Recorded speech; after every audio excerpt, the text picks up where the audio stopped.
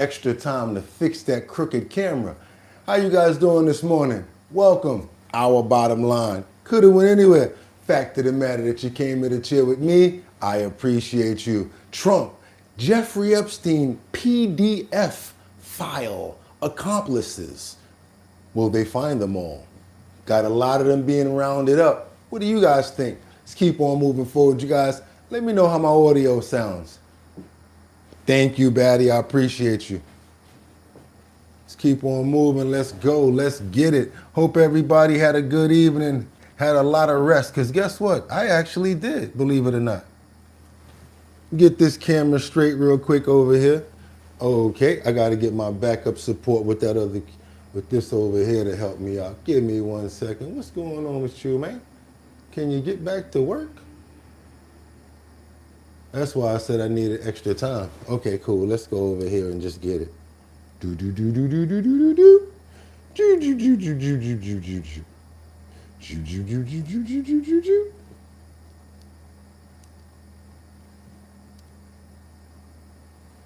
Try to see what we got working here. I think that's the whole screen right there. Let me make sure. Got to look over here. Oh, yeah. I think I'm running with that, y'all. I think I'm running with that this morning. That's what I'm running with. We're going to see right now. 1 second. Boom. Got to bring the other phone. Oh, yeah, we running with that, baddie. We running with that this morning, y'all.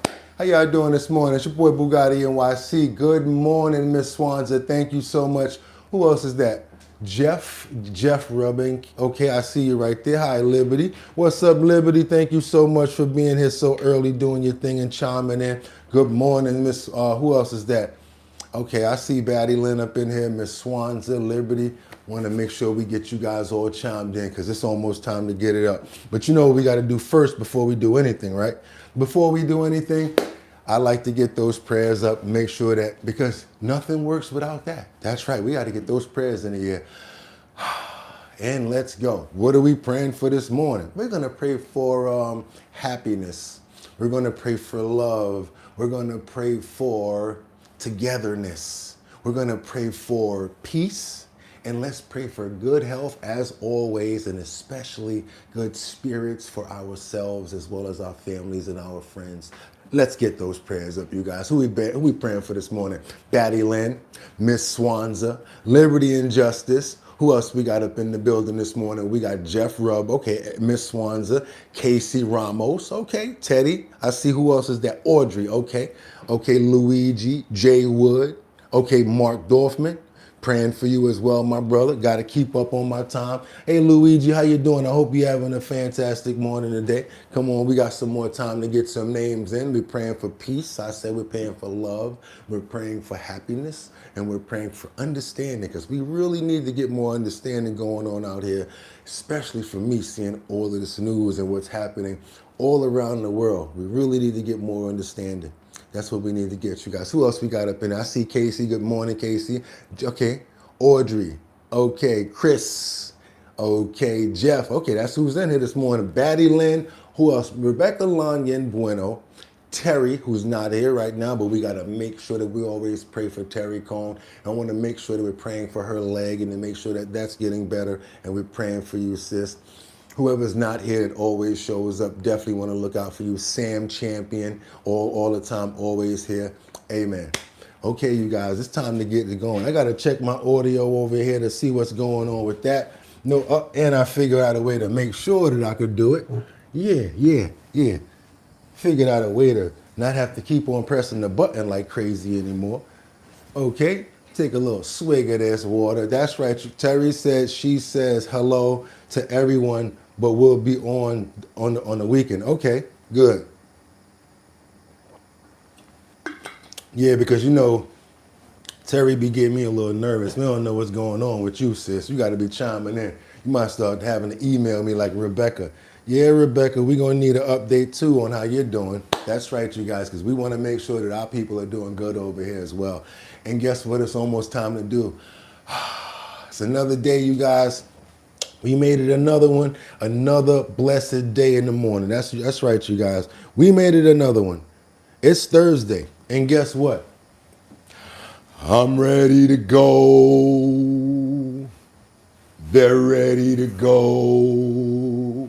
I said it's time to start the show. I hope you're ready, yo, yo, yo, yo, yo, yo. And we wind it up. Wind it up. Wind it up. It's 6 o'clock, clock, clock, clock, clock, clock, clock, clock, clock, somewhere. But not here, right? I know. You know what he wants. Love me. He loves my electric boogie.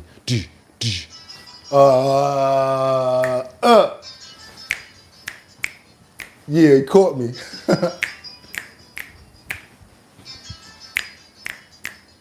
And we gotta open up those pores. We gotta open up those pores. We going fast today, y'all. We gotta open up those pores. We got a lot of information to get out. We got a lot to do. We gotta open up those pores and Shorty had the apple bottom jeans, boots with the fur. The whole club was looking at her. She hit the flow. Next thing you know, shorty got low. Them baggy sweatpants, the Reebok with the strap. She turned around and gave that big booty a slap. She hit the flow. Next thing you know, shorty got low. Tell the truth, y'all. When that song came on and the girls went to the dance floor, y'all look already. Y'all used to act up on that one right there. I already know. And it's pump that beat. It's Thursday the 26th. That's right, y'all. It's 2026. I'm your host, Bugatti NYC, and this here's our bottom line, where we be talking about this and that and chat and this and this and that. And we be talking about this and that and that and this and this and that. Just got me lit. That's right, y'all. Shorty had them apple bottom jeans, boots with the fur. The whole club was looking at her. She hit the flow. Next thing you know, shorty got low. Shorty had them with the strap.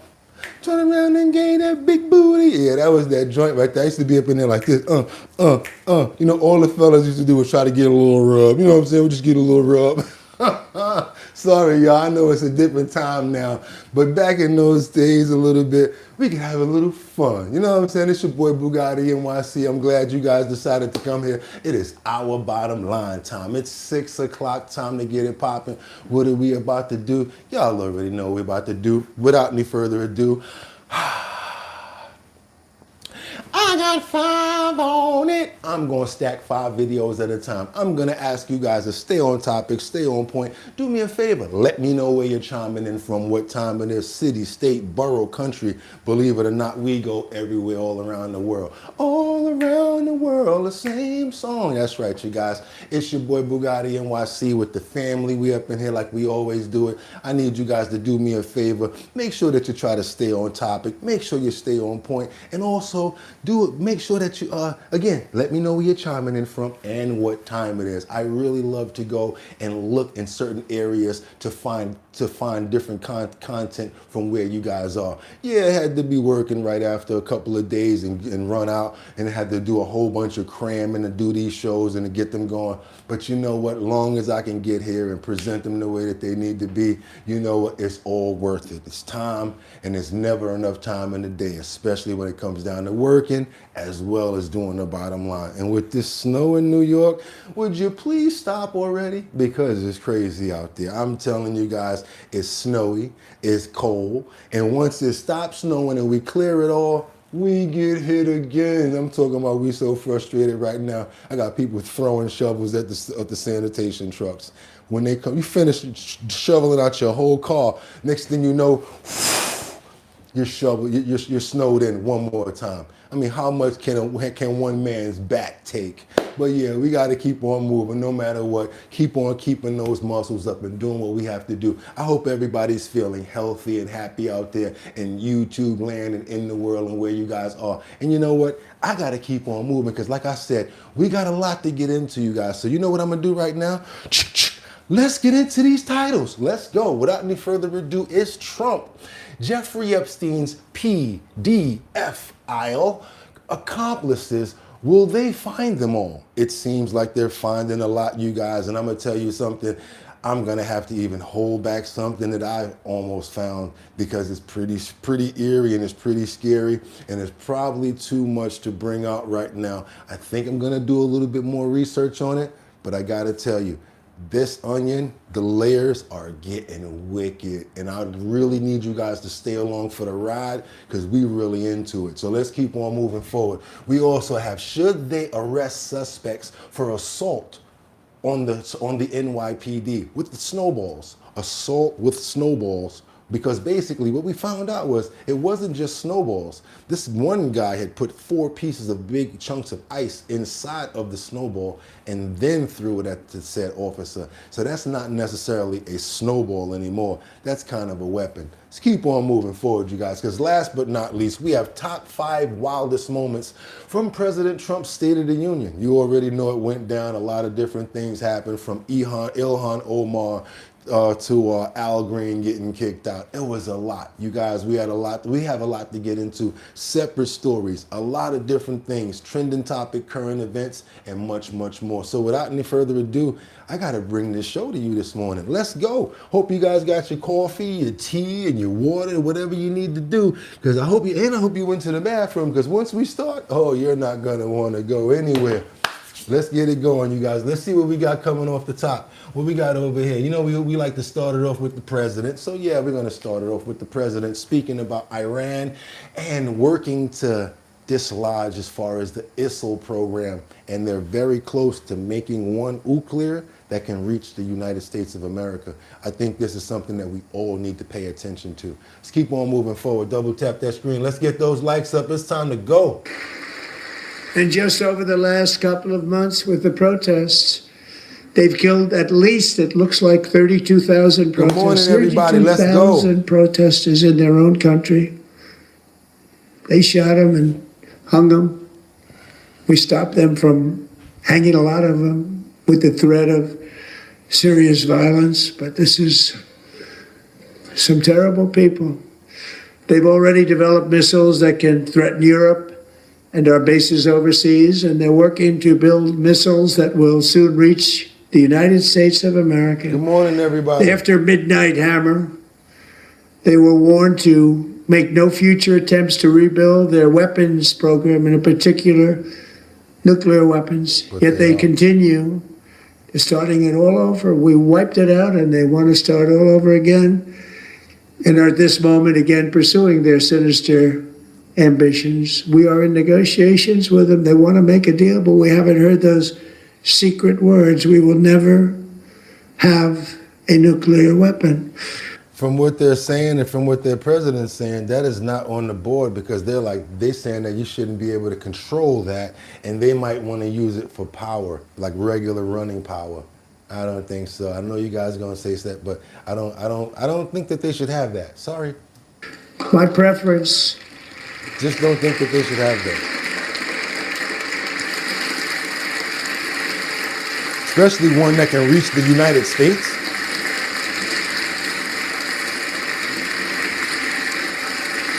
Somebody said he's holding on to the podium like a walking through diplomacy. Okay. But one thing is certain, I will never allow the world's #1 sponsor of terror, which they are by far, to have a nuclear weapon. Can't let that happen.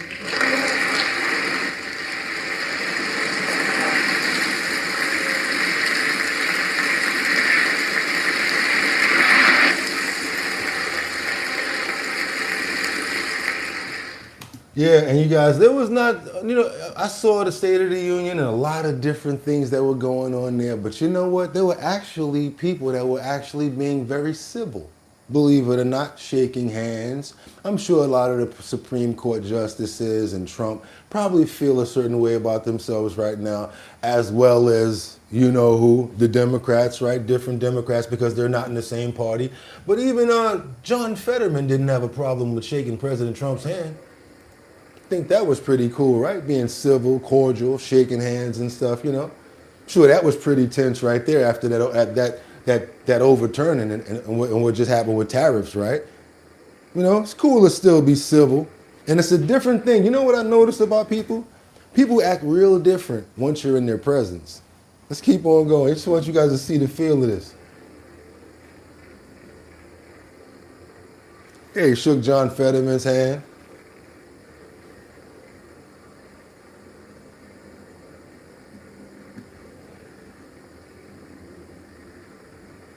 Fetterman's right there. See? Fetterman might be working on a move, you guys. I don't know. Fetterman might be trying to get liked by both parties out here. Fetterman, don't sleep on Fetterman. Yeah, that's how Hulk Hogan was at first. First he was the bad guy, then everybody cheered for him, then everybody loved him. Then he was the champion. Let's keep on moving forward, you guys, because another person, you see how we play the game over here? We don't do this where we stay on one side. Yes, we play all sides of the coin, and I know you guys are going to probably be pretty mad at me when I play this Al Green. No, I'm not talking about that Al Green from Love. Love and happiness. I'm not talking about that Al Green. I'm talking about the other Al Green. You know what I'm talking about when he calls for articles of impeachment. And yes, we have to be fair over here, you guys. You know how we are. We got to be fair. So let's give the man his 2 minutes like we give everybody else. Let's go. Let's keep moving forward. Come on, Al. Because they have the power. We have but one power that we can use without the consent of the other side. That one power is impeachment. He said impeachment. One power. The power to impeach. And we are in a countdown. We're in a countdown because whether the president likes it or not, whether I like it or not, the people of the country want to see him impeached. And whether he likes it or not, or whether I like it or not, or anybody else, he is going to be impeached before he leaves office again. And he should be. Okay, we starting it up early, you guys. I know it's not that many people here. Matter of fact, I heard it was 300 people in here, and we only got 70 likes. That means likes are on, they're on Hunter Biden Krill's neck right now. How come all the likes are so cracked out right now? Do your boy a favor. Let's put some health on those likes. I really would appreciate it. Also, do me a favor. I have a question right off the top very early. Do you agree with what he's saying? If you agree, let me get a thumbs up. You guys, I need to know. If you agree with what Al Green is saying, I need a thumbs up. If you do not, give me a thumbs down. You know I will also be reading your comments if you want to put one there as well. Let's keep on moving forward. For what he has done to the country in terms of its devolution into authoritarianism. Uh-oh. He should be impeached. And Mr. President, you will be impeached for your dastardly deeds done and for the way you have demeaned the presidency, the way you have harmed society with your behavior. You should be impeached. And I say to you, I would, without question, reservation, or hesitation, given the opportunity, bring the articles of impeachment to have him at least impeached. I would hope that the Senate would. Only thing I'm gonna say about Al right here is he kept on saying impeach. And if you notice one thing, he never said why, what grounds and what certainty. So that's why I was asking you guys if you agree and you think that he should be impeached. Talking about impeaching president now. That means yes. Thumbs up means you think he should be impeached. Thumbs down if you don't think he should be impeached. Now, also, if you could let me know, what do you think and why he should be impeached? Because Al's not going to tell us. I don't know. He made the nice signs with the pictures and everything, but he never explained why. Act and remove him from office.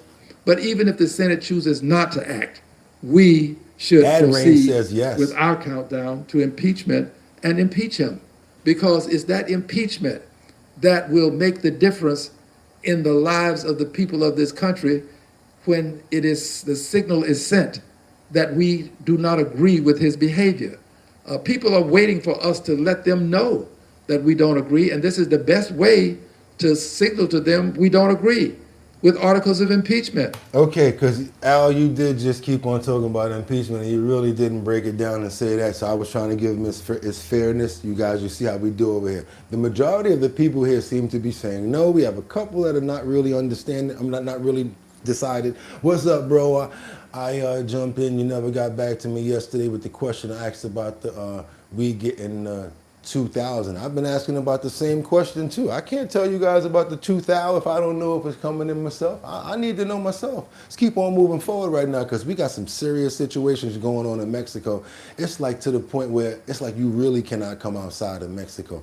We got these cartel members that's pow-powing, multiple pow-pows at a municipal palace in Mexico. Very dangerous. I hope everybody is really hunkering down, because they're talking about trying to take over certain areas a little slowly but surely. This here, pretty crazy, you guys. I'm going to try to get this off real quick and play this, and they not. Yeah, I'm going to try to get this off real quick. Yeah, I'm trying to get this off, and this is on YouTube, so don't get mad at me now. But yeah, and also there's a warning. It's a warning. Jalisco, new generation, Artel members, pow, ultimo pows into the municipal palace at Julipan in Mexico.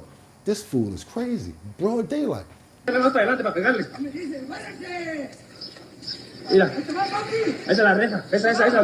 As a wave of violence has been taking over parts of Mexico after the country killed its most powerful Artel leader, El Mencho. They've gone crazy since they got rid of that El Mencho. Dale.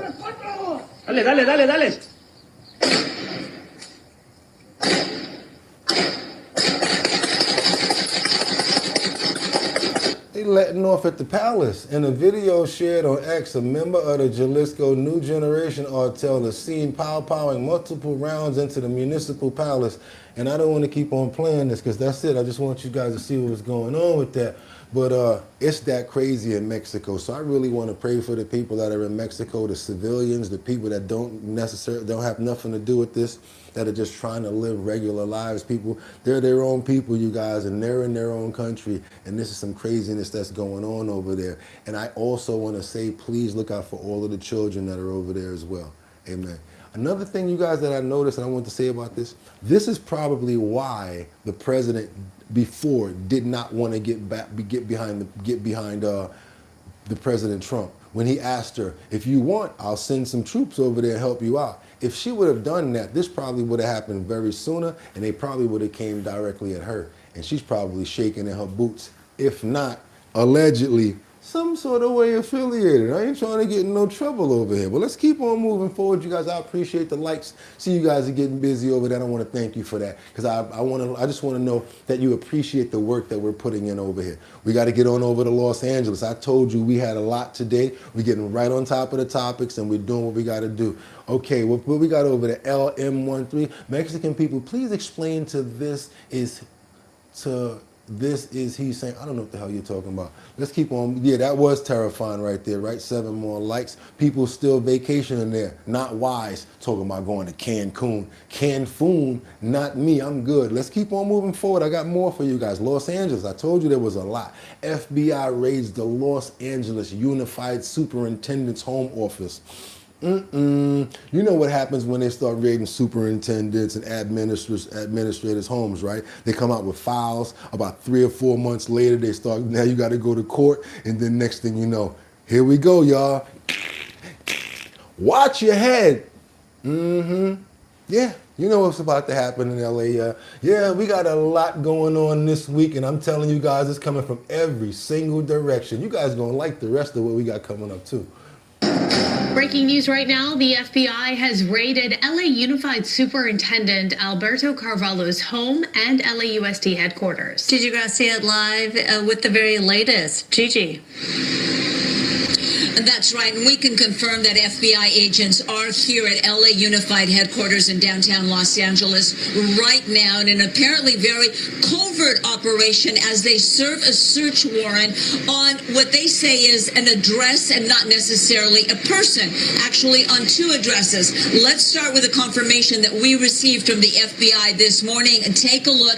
In writing, they said, quote, "We can confirm that the FBI is serving a court-authorized warrant. However, the affidavit in support of the warrant has been sealed by the court, and we therefore have no further comment." The Department of Justice, which oversees the FBI, also basically saying the same thing, that they are serving a warrant, but a judge has signed that warrant, so it is sealed, and we cannot get the details on exactly what federal agents are looking for. I want to go to our eye in the sky. Man, dude, he got a snout on him. Wait a minute. Let me see if I can get that out the way. Sky Fox. Because, man, you look like you be sniffing some booger sugar. That dude looked like he could take the whole line up the block like this. Oh, my God. Anybody seen Roxanne? With what's his name? Steve Martin. Oh, my God. His nose, don't it? He looking like he got the Roxanne nose right here. This fool nose, this is not a nose. This is a snout. Let's keep on moving forward, y'all. In San Pedro right now over the superintendent's home. This is Superintendent Alberto Carvalho. We see a lot of vehicles there. The FBI usually uses private vehicles. Yeah, they use private vehicles, so don't try to get over on Bugatti because I can tell you which ones they are. Boom, boom, boom, boom, because they need to take files. They don't want nobody messing with them, and them cars is real clean, so that means they've been somewhere underground, inside somewhere. He going to jail. That's all I can say. I said that about Andrew, but I think he going to jail for real. Vehicles, undercover vehicles with no visible signage, so we don't know if agents are there, if they've been there, or they are planning to go there. Most likely, since we are already learning about it, they have already been there or are there currently. But again, that's a pretty nice house, Mr. Cavallo. Sources inside LA Unified tell me the FBI agents are here right now. The superintendent has an office on the 24th floor. It's a very private floor. You must be escorted into his office. I was told this is a very private and covert operation. They did not want word. Man, you cannot get around that nose, boy. He got that nobody knows the trouble I've seen. To get out that these warrants were being served today. They wanted to keep it as low-key as... All right, we know what the story is about. I don't even want to keep looking at that because I no matter where you hit the pause button, it just keep on pausing on the nose. We got to keep on moving forward, you guys, because homeboy, I don't know what we got over here. He knows everything. Yeah, Pennywise. Look, I know, man. I can't help it. I'm sorry. I know we're supposed to stay on topic of the news. I'm sorry. I know we're supposed to stay on this topic, but sometimes we have fun and we go down a rabbit hole and we just go and let's just let it go. Because we got to have fun sometime too. You know what I'm saying? We got to have fun outside of all this nonsense going on. I can tell you one thing. I promise you this. If they say it has anything to do with, I believe them. I'm going to tell you like that. I bet you there was a lot of it too. Let's keep on moving forward, yo. We got to stay over in LAX because now we're going to break something down right here. We got a lot of liars in Los Angeles. What's up with all them bombs? You all right? Okay, cool. Boom, boom, boom. What are those 8 balls? What the hell is that? 8 balls. Okay, let's keep on moving forward, you guys. Let's go. We're going to go over that. We're going to stay in Los Angeles right now because that's not the only fibbington that's going on right now. We got much, much more. Let's get on over to Los Angeles with the ex-LA Fire Department Chief CROWLEY. She's filing a whistleblower retaliation lawsuit against the city of Los Angeles. Against who? Mayor Karen Bass. She's saying that Karen Bass is pulling her under the bus and threw her under the bus and making her be the scapegoat for everything that went on when the 1,000 firefighters were sent home instead of going to fight the blaze. What do you guys think? Do you believe CROWLEY or do you believe Mayor, I'm sorry, what's her name? Green? Yeah, what's her name? the mayor, Mayor Woods? Do you believe the mayor, or do you believe the fire chief? We're gonna break it down right here, because when I started to listen to this, I said something just doesn't sound right here. It just does not make sense.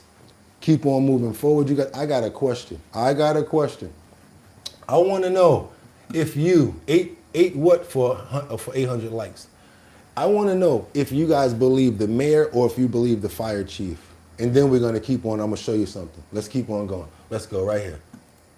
And former Los Angeles City Fire Chief Kristen CROWLEY now suing the city over her dismissal following the Palisades fire. CROWLEY is accusing LA Mayor Karen Bass of, quote, orchestrating a campaign of retaliation.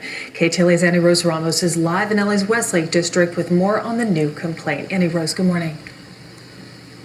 Hey guys, good morning to you both. Yeah, the feud or fight between Mayor Karen Bass and Kristen CROWLEY now getting even bigger. Now there is a new lawsuit. Kristen CROWLEY, as you mentioned, she is the former LA City Fire Chief, and she is now criticizing in this lawsuit Mayor Karen Bass for her handling of the Palisades fire. The mayor responding this morning saying that this lawsuit has absolutely no basis. But we want to go to some of that claim, the lawsuit that was filed just a couple days ago, where you can see a portion of it.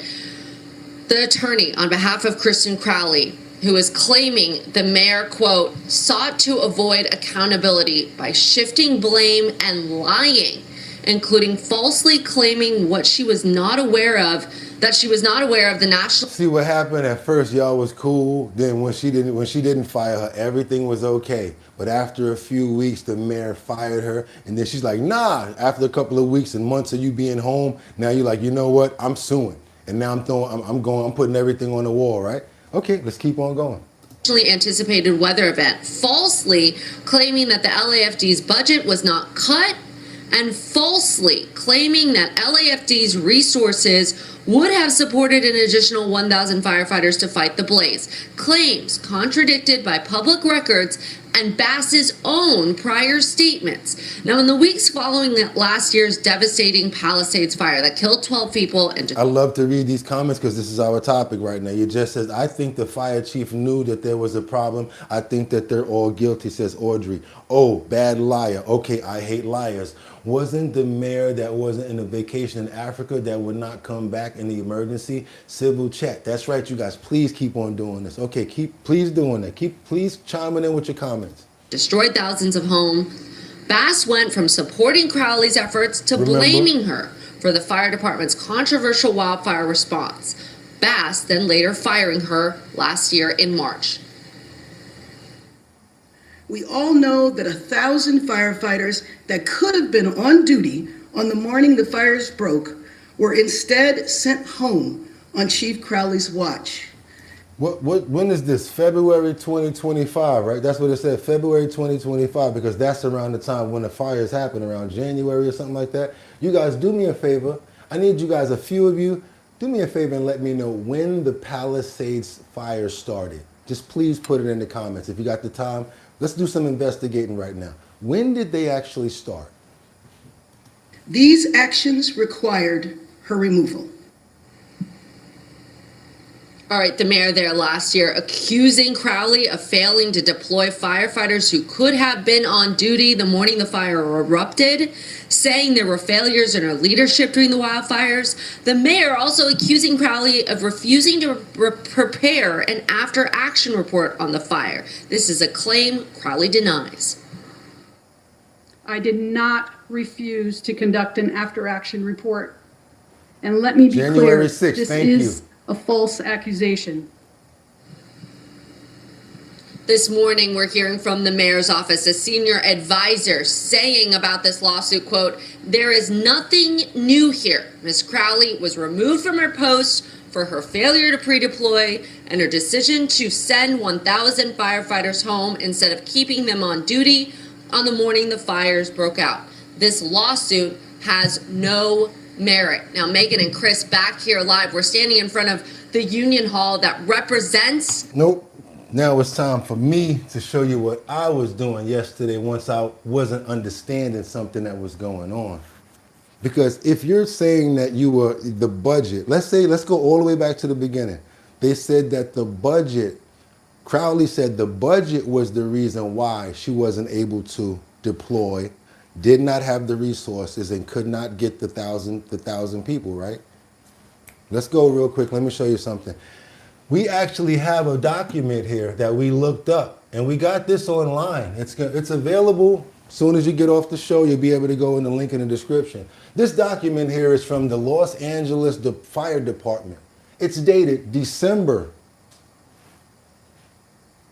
17th, 2024.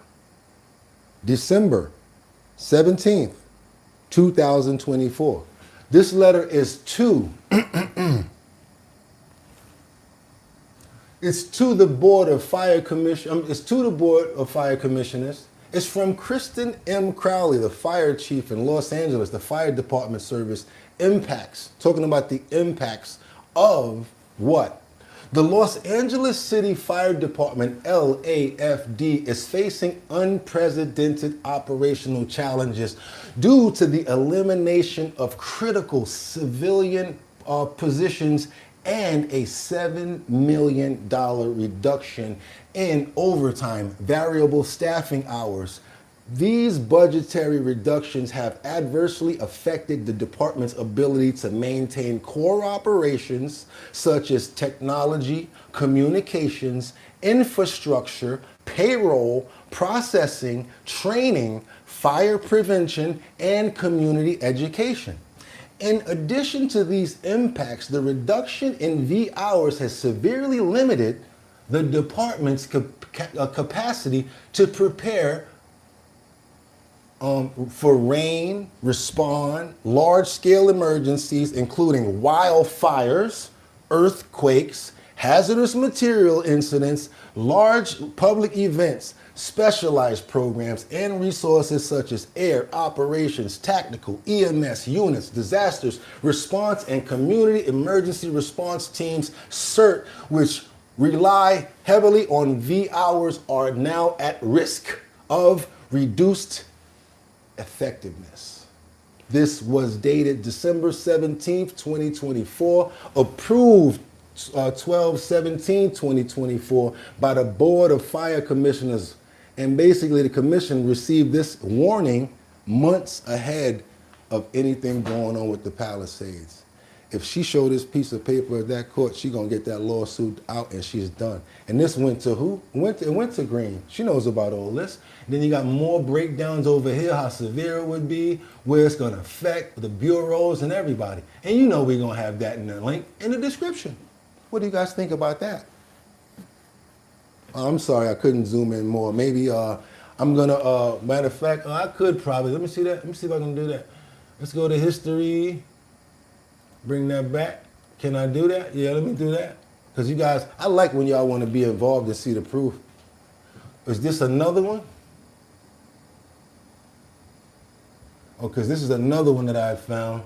I've been doing some research on these, you guys. But there will be a link in the description. I'm sorry you guys probably couldn't see that, but that's why I read it to you. And that's why I wanted to make sure that I promise you, I'm going to have that link in the description like I always do. We got to keep on moving forward because I think she was lying on Crowley, threw her under the bus. Again, next time you guys do some homework, try to make sure that you always have your receipts because you have people a lot that always try to come against you and might say certain things. For instance, I have a court case coming up. I already know I'm gonna win because I do stuff like that, like ×5. Oh, you said this, well, rakating, and you let them talk first and then you let them walk into it. And yes, I promise you, link in the description after the show. We got to keep on moving forward to New York, and if I can make it there, I'll make it bum bum.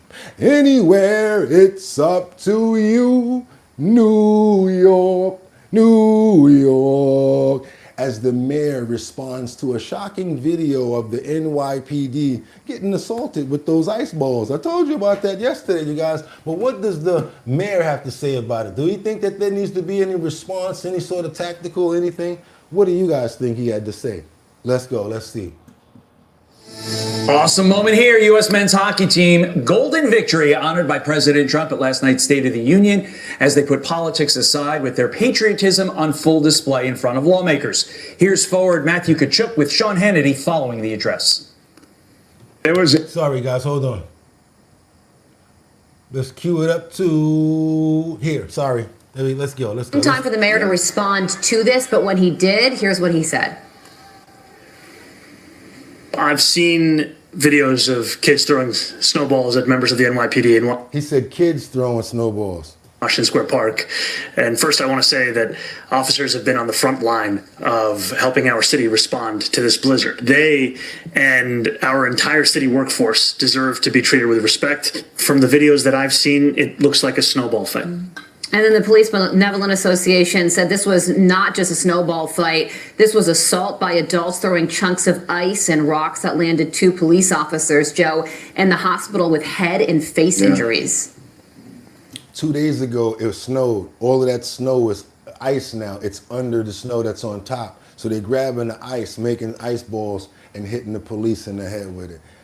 I don't know, you guys probably don't like the cops, but damn, for real, that bad? Y'all cool? Y'all cool with that? I'm not. I'm just not. Because as soon as you got a problem, call the police. Yeah. Yeah, these weren't kids. These were grown adults throwing these snowballs, as you said, putting 2 in the hospital. You would think the NYPD would have a mayor that has their back, that would say, whoever did this will be found and will be arrested. Do not treat our... But if they would have pulled out or start nightsticking, they would have been wrong, right? They would have been wrong. Law enforcement this way in any way, shape, or form. He would show some anger. He would show some... Now you see the dude ran by the cop and straight up disrespected him and hit him in the head with the snow, like it's funny. I don't understand the disrespect. It's crazy. I don't understand, and that's cool. That's cool with them. Passion, instead he dismisses it. That's not a kid right there with that ice ball. And it came at him mad fast and hard. As a snowball fight, New York is so screwed. I'm sorry, we're only 8 weeks in and we're already seeing what Zohran Mamdani is doing in New York City and what he thinks about law enforcement. If I was an NYPD officer right now, I would be so angry right now that this guy does not have my back. And it's just going to lead to a mass exodus, I think, even more, where officers just say, you know what, I'll take my pension, I'll retire. That's what they're doing already. Because first of all, this is what I'm saying. I hate for it to be happening. I told you guys it was going to happen. They have no respect for law enforcement. They have no respect for the mayor because why? They're not going to back anything up. He ain't got your back on nothing. So now what's going to happen? The police, now they're divided. The mayor's office and the police, they're supposed to work like this. They're divided. They've been divided ever since he said he's going to start to defund them. It's not good what's going on, and it's only going to hurt the people in the long run. He think it's something cool. He think it's a good thing. It's actually not. It's pretty brutal the way that they handled it. And he tried to come again and speak about it again and said the same thing, doubled down on the nonsense the next day. We are learning more about the snowball attack on officers in New York City. The NYPD has released photos of these 4 men who are wanted for the assault. One of the photos appears to show a suspect raising an ice-filled block toward an officer. Socialist Mayor Zohran Mamdani continues to downplay the attack. I'm not going to be banning right, snowball fights or organized snowball fights. What I saw yesterday in these videos was a snowball fight that got out of hand. I believe that our officers, just like any city workers, deserve respect. And, you know, once again, I think these are the views that I've shared both kind of in public as well as in any conversation. So he doubled down. He ain't got your back. Conversations I've had. The police union, with a much different view, writing in a strongly worded statement, quote, "The mayor's response is a complete failure of leadership. This was not just a snowball fight. This was an assault by adults throwing chunks of ice and rocks that landed 2 police officers." I need you guys to double tap that screen to get those likes up. I live in New York. I need more people to see about this foolishness. And if you hit the like button, more people will come over here because YouTube sends a signal up. I really would appreciate if we can get those likes up, you guys. Come on, let's get them up. Let's get those likes up. I really would appreciate it. I ain't asking for no money, money, money, money, because I know it's hard out here for a pimp, but I would appreciate it if you give it to us in the form of likes. Let's go ahead and double tap that screen. If you have not subscribed to the channel, it's free. What are you waiting for? You want to become a member? Oh, it's kind of expensive. I don't know. I don't know if y'all can rock with the memberships. No disrespect. because I know, but a whole $2.99, y'all. A whole $2.99 to become a member of our bottom line. Let's keep on moving forward. Officers in the hospital with head and face injuries. The mayor has sent a disgraceful message to every police officer who serves this city and a dangerous message to every person who might be looking to attack a police officer in the future. Harris.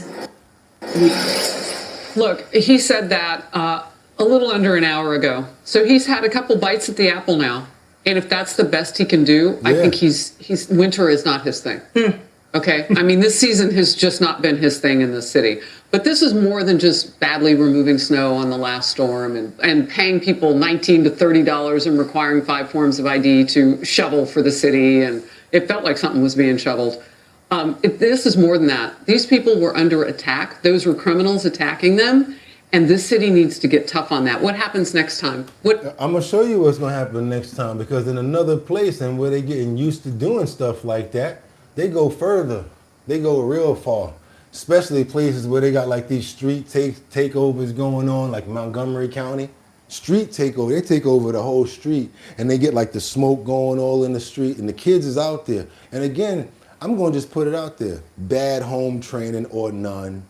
Or the mama ain't even paying attention to them at all. Because if this was me in the street and my mother would see me doing this or even thought about or heard about me doing this, the pain that she would inflict on me would be so real that it would require a freaking thesis to be written. I'm talking about a whole college course would have to be written on how she would whip my behind about this right here.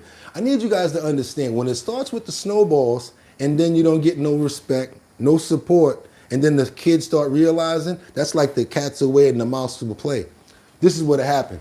In Montgomery County, we got a masked Mills Knob, MOB, that attacks police car with an officer inside during an illegal street takeover.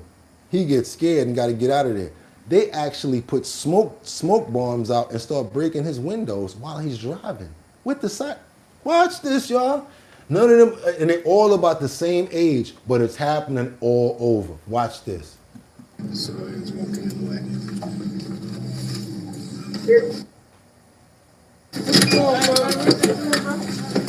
And it's so crazy. All they're caring about is content, the video, because they know nothing's going to happen to them. They can mess with the cops anywhere and blame it on them when something happens. Started any available units here. You all get out.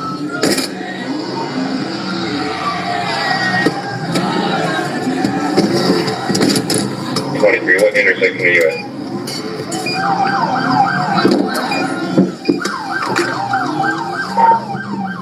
Hey, Delta 10, they're attacking the vehicle. Start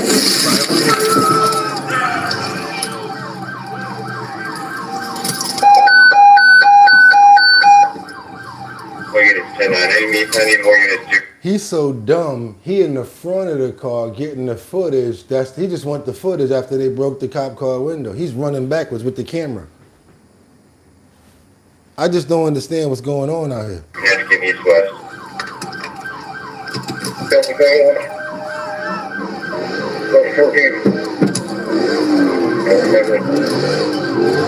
Nobody leaving, they just causing chaos. They don't care.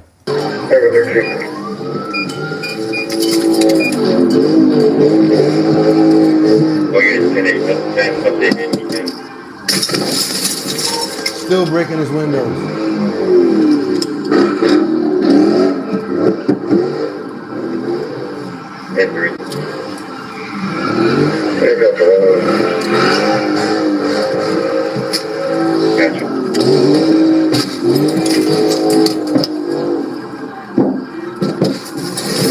Yeah, they're kicking the car.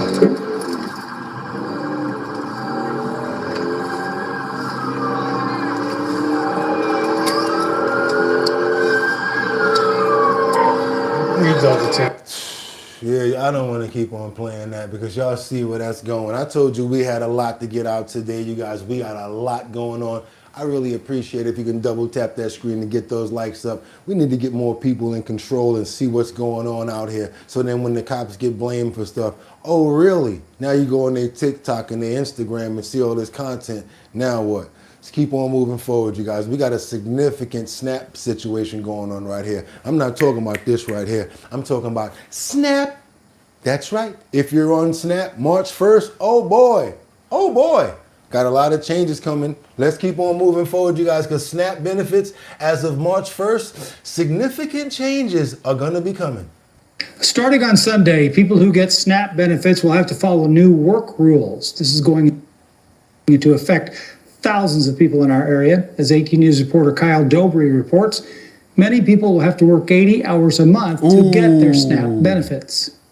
In March, there's going to be some significant changes to the SNAP benefit requirements. Do your boy a favor. Come on now. We ain't got 300 likes yet, all that work we've been doing. I know we got enough people in here because those people will get more people in here. We want to get them knowing what's going on with these SNAP benefits. Even if it's only 100 of y'all, hit that like button, get some more people over here so they can see what's about to go down. Them pockets is about to get real. Them refrigerators is about to get low, and so are the cupboards. And I'm not joking. Maybe they find certain places like food pantries and things like that. Or honestly, get to work, get back out there, get strong, get the nation going. Less debt, let's keep it. And that's the people that can. The ones that can't, I feel for you and I understand. Let's keep it moving, you guys. Let's go.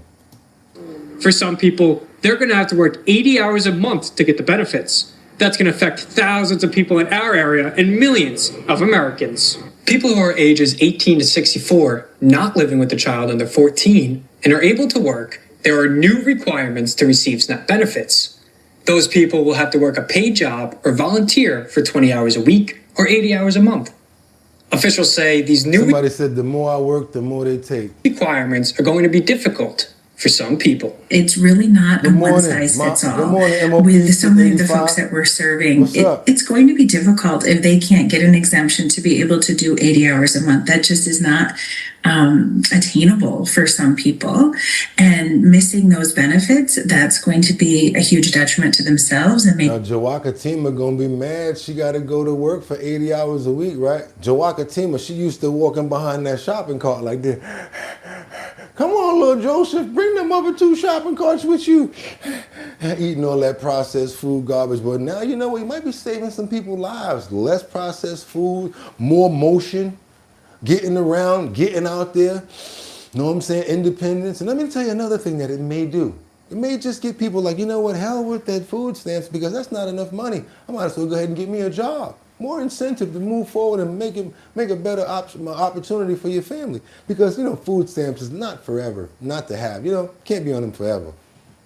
Maybe even to their family. The old work requirement used to be for people up to 54 years old. But the new work requirements are for up to 64. And people don't have to work. They can volunteer or do community service. SNAP recipients say it's hard to find a job. Been searching for jobs, but most times I always get disappointed they're not there. I've been on SNAP for a very long time, and I really do need SNAP. Without it, like I said, I won't be able to afford the necessary food items that I need to help sustain me. These new work rules don't apply to everyone. If you're receiving disability benefits or unable to work because of a physical or mental health issue, you don't need to follow the new rules.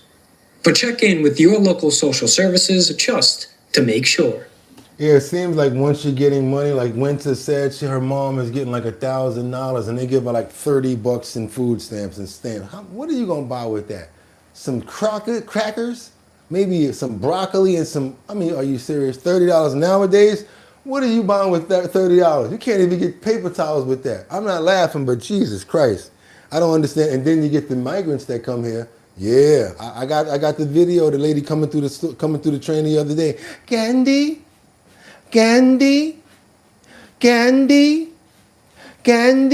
Yeah, she getting all y'all. She got the little kid with her. Y'all like, oh my God, I feel so, come on, give me some money. Come on, I got you.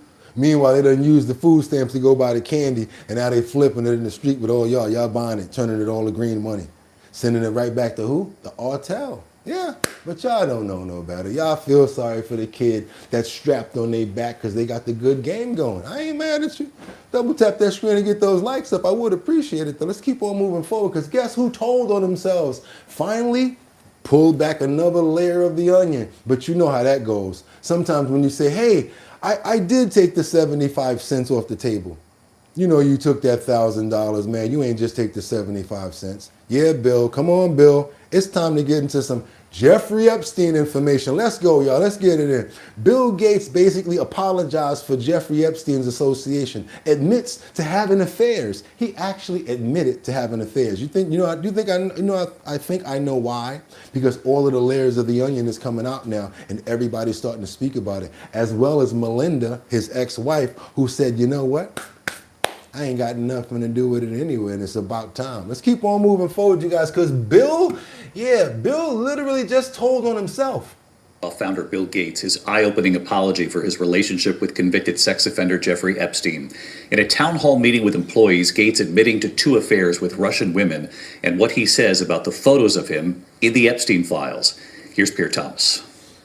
Tonight, Mike really would appreciate it. Let's double tap that screen to get those likes up. Not a lot of people know about this, believe it or not. Come on, you guys. All you got to do is hit the screen. Let's go. Microsoft co-founder Bill Gates revealing more damaging information about his personal life and admitting to a series of stunning lapses in judgment in building a relationship with convicted sex offender Jeffrey Epstein. Today, the fallout growing as Gates was pressed by employees at a Gates Foundation town hall. According to the Wall Street Journal, which revealed audio of the meeting, Gates told employees it was a huge mistake to spend time with Epstein. He acknowledged that his relationship with Epstein began after Epstein was convicted of soliciting a minor, and he claimed that he, one of the wealthiest men in the world, did not properly research Epstein's background that would have revealed his sordid past. No way, no way, no way. Come on, Mr. Microsoft computer guy. You don't know who this man is before you invest monetary with him and gave him so much.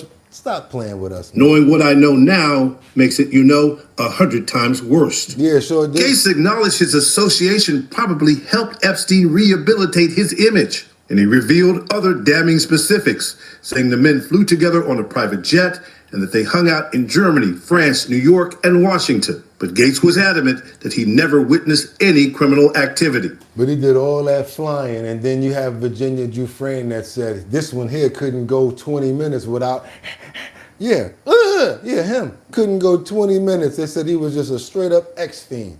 But you don't know nothing about that, right? Okay, cool. I thought birds of a feather flock together. But Gates did acknowledge he had affairs with 2 Russian women. And Gates also addressed these photos, saying there were pictures Epstein asked him to take with his assistants. His ex-wife recently saying Gates needs to answer questions. Those questions are for those people and for even my ex-husband. That's why he said, I got to say something, because even my ex-wife was about to say something. She probably got a little gag order when she got her money or whatever like that when they settled. But yeah, she's like, look at that face. That's something that they need to look at. But then again, what about you? We're interested in everyone nowadays. We don't let nobody go off until we real serious. Now, y'all know how we do it, and y'all got me like that now. We don't let anybody off until we know everything about it. They need to answer to those things, not me. And I am Why you said not me? Huh, Homer? So happy to be away from all the muck. Okay. David Gates' indiscretions contributed to the failure of his marriage. And tonight, another powerful man suffering the consequences of his ties to Epstein. Former Treasury Secretary Larry Summers resigning from Harvard because of his relationship with Epstein. First he stepped down, now he resigned. David? Pierre Thomas, who continues to... Oh, it's not over. You know we got so many more layers of this onion to peel off. But I would appreciate you guys if y'all can double tap that screen, because I understand the tips is a little different. It's like the middle of the week or whatever like that. I got you. But I would appreciate if we can get those likes up, because it gets more people over here. Let's go. We got more to go. We got a nice unseen video, because I love you guys to remember who this person was. They talk about Jeffrey Epstein, this person. Well, all you hear about is the stories. So what I like to do is give you a refresher course sometimes. I like to let you see straight from the man himself. These are some unseen files of video. Big confessions that you will not believe, how he claims and how he's a good con. Okay, let's keep on moving forward, you guys. Let me get that out your way over there, because I got some direct information directly from Jeffrey. I want you guys to see how he actually speaks when he's under pressure. How long have you been sexually attracted to underage minor females? Objection, harassing, argumentative. Are you kidding? Straight up asked him. No, I mean, I don't feel like I'm divulging any secrets here, right? Move to strike.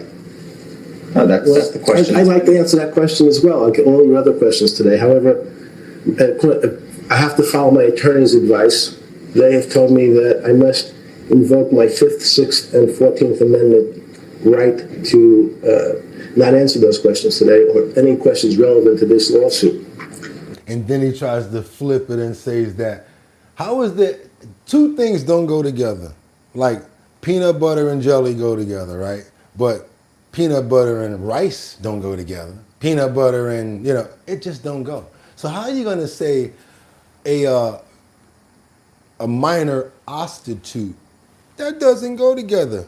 What do you mean a minor or prostitute? I don't really get this right here. So I just wanted to let you guys see. I need you guys to help me out with the distinctions. Again, because he can just say things and let them flow, trying to defend himself on one point, but he's still incriminating himself.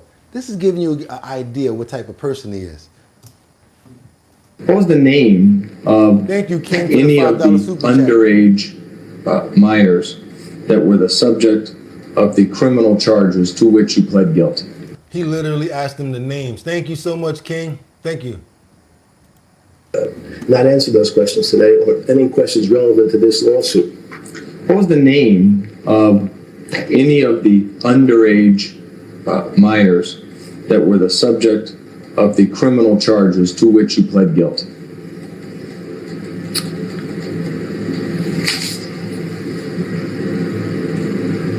I don't know. What were the names of the minors? He said he don't know their name. Why you ain't say I didn't do that? Or that ain't what that, you see what I'm saying? He just don't know the name. So tell me about those charges. What were the allegations of those charges? For solicitation of prostitution. Okay. Not underage prostitution. You just said it was in the beginning, but now you get what I'm saying right here? Because you try to clean it up. Prostitution. Were the victims or the prostitutes, as you would say, were they minors? For. I pled guilty to solicitation of prostitution. Okay, so tell me what those cases were about. What happened? I can't tell you any more than that. You don't know what you pled guilty to? I just told you. Objective form, that's asked and answered. Do you know what you pled guilty to? The facts. Solicitation of prostitution. I understand that's the charge. What were the underlying facts? Sorry. What'd you do? Did you pull up in a car, talk to the person? Did they come over to your house? How'd you get them? Those kind of things. Tell the jury what were the underlying facts about the charge that you pled guilty to? Form, move to strike. I don't know. You don't know what you... Yeah, you know what you pled guilty to, man. And anybody around you knows how you move and the way that you get down. I gotta bring you guys back to the monster sometimes just to get you remembering what type of foolio this guy is. There's no way to say a minor prostitute. Are you stupid? What do you mean a prostitute that was a minor? Let's keep on moving forward, you guys. Washington, we got members of Congress that's speaking out on the House floor. And this one person is saying, hell with it, I'm naming names. I'm naming names right now, right off the floor. I'm already naming a name, Leon Black. I'm naming another name, Justin Daly. Y'all want me to name some more? Because the FBI lists him as one of the co-conspirators. That's right, you guys. Thomas Massey, he explodes. He explodes on this one. He wants to prosecute immediately. Let's keep on moving forward. Yes, he starts saying names. He starts to drop. I was like, oh, for real? It's a gentleman from Kentucky, Mr. Massey, for 5 minutes. But do your boy a favor, double tap that screen. Let's get those likes up. Come on, y'all, come on, let's get it going. I love when it's these forums too. Thank you, Madam Speaker. Congress created the Department of Justice. Congress funds the Department of Justice, and Congress is responsible for the oversight of the Department of Justice. When will we see justice? I'll tell you what I've not seen. I've not seen any arrests from the revelations in the Epstein files. Over 3 million documents describing horrible things, describing unspeakable things. So much of it redacted. Over 24 people have resigned, CEOs, members of government worldwide. But I haven't seen any arrests or investigations here in the United States from this Department of Justice. Prince Andrew, Duke of York, who has since been stripped of his royalty, his royal titles due to his affiliation with Jeffrey Epstein, has been arrested. That's why I wanted you to hear his voice, bro. That's why I wanted you to hear him. Peter Mandelson, who previously served as UK's ambassador to the United States, resigned in disgrace from United Kingdom's House of Lords and the Labour Party. And he's been arrested. Former Prime Minister of Norway, Torbjorn Jagland, has been charged. But we don't see any charges, arrests, or investigations in the United States. What do we see? We see our FBI director celebrating in the locker room at the Olympics overseas. It's fine to be proud of this country, but we should be proud of this country because we have a system of justice that works. And yet we do not. Who are the men that should be investigated? I'll name them right here. Leon Black. You don't even have to see past the redactions to see that this man needs to be investigated. Jess Staley, accused of terrible things. It's right there in the files. Why is he not being investigated? And Leslie Wexner, why did the FBI list him as a co-conspirator in their own documents in a child sex trafficking case and then tell him, according to him, that they had no questions for him?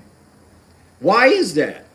Well, the Epstein Files Transparency Act requires the DOJ and the FBI to disclose to us their internal memos and emails about how they made those decisions, whether to prosecute or not prosecute. We still got other people that's dropping out like flies. Another person, this fool had the Nobel Peace Prize and is working at Columbia in the... Yes, we got more people. Let me ask you a question. Why do people wait to step down? We got a Nobel Prize winner who steps down as the head of Columbia Institute's Brain Institute over the Epstein links. There must be so many more powerful people that are in these powerful positions that will not step down until they're caught, just like this person right here. Let's keep on moving forward, you guys. Watch this. Nobel Prize winner steps down as head of Columbia's Brain Institute over Epstein links. That means that people like this are not leaving, not quitting their job, not doing nothing until they get popped or caught. Straight up and down. And there's so many more people probably just like him. How the hell we got somebody like this involved? You the head of brains? What? Nobel laureate, the Columbia University professor Dr. Richard Axel announced Tuesday he is stepping down as the co-director of the school's Zuckerman Mind Brain Behavior. Why is it? Oh my God. Very powerful position, huh, sir? And you affiliating with Jeffrey Epstein. The school, Zuckerman Mind Brain Behavior Institute, after the Justice Department's Jeffrey Epstein's documents released, highlighted his friendship with the convicted number 6 offender. That's what I'm trying to tell you guys. There's so many other people in high positions. We would never be able to really figure all of this out. This is crazy. And that's why I asked you guys, why don't they just step up right now? I had affiliation with them, but this, because they don't want to, and they're not gonna until they get caught. That's how it is, you guys, on that glue trap, when you're like this and you can't go nowhere. Let's keep on moving forward. Now we got to keep on going. We got to get on over to Robert Garcia, who's one of the top oversight Democrats in the Epstein files. He says that they're clearly holding documents back, and this guy's right here, this could blow the whole, oh boy. They're saying that there are files that are missing, and those files, not even gonna say it, you guys. I'm gonna let you guys hear it from them. Let's go, let's get it. Is the ranking Democrat on the Oversight Committee, Congressman Robert Garcia, who is leading the charge on their own Epstein investigation. He's going to be boycotting tonight's State of the Union address, but the guest who he's standing next to that he's sending in his place is Epstein and Ghislaine Maxwell survivor Annie Farmer. She is now a psychologist specializing in trauma recovery. It's good to have you both with us. Thank you so much for taking the time. Congressman, let me get your reaction first to Lisa's new reporting on these specific documents that are apparently missing from the Epstein files release. Is this something you were... Do me a favor, you guys. Let's double tap that screen and get the likes up because it gets more people over here. These files that he mentions. Aware of?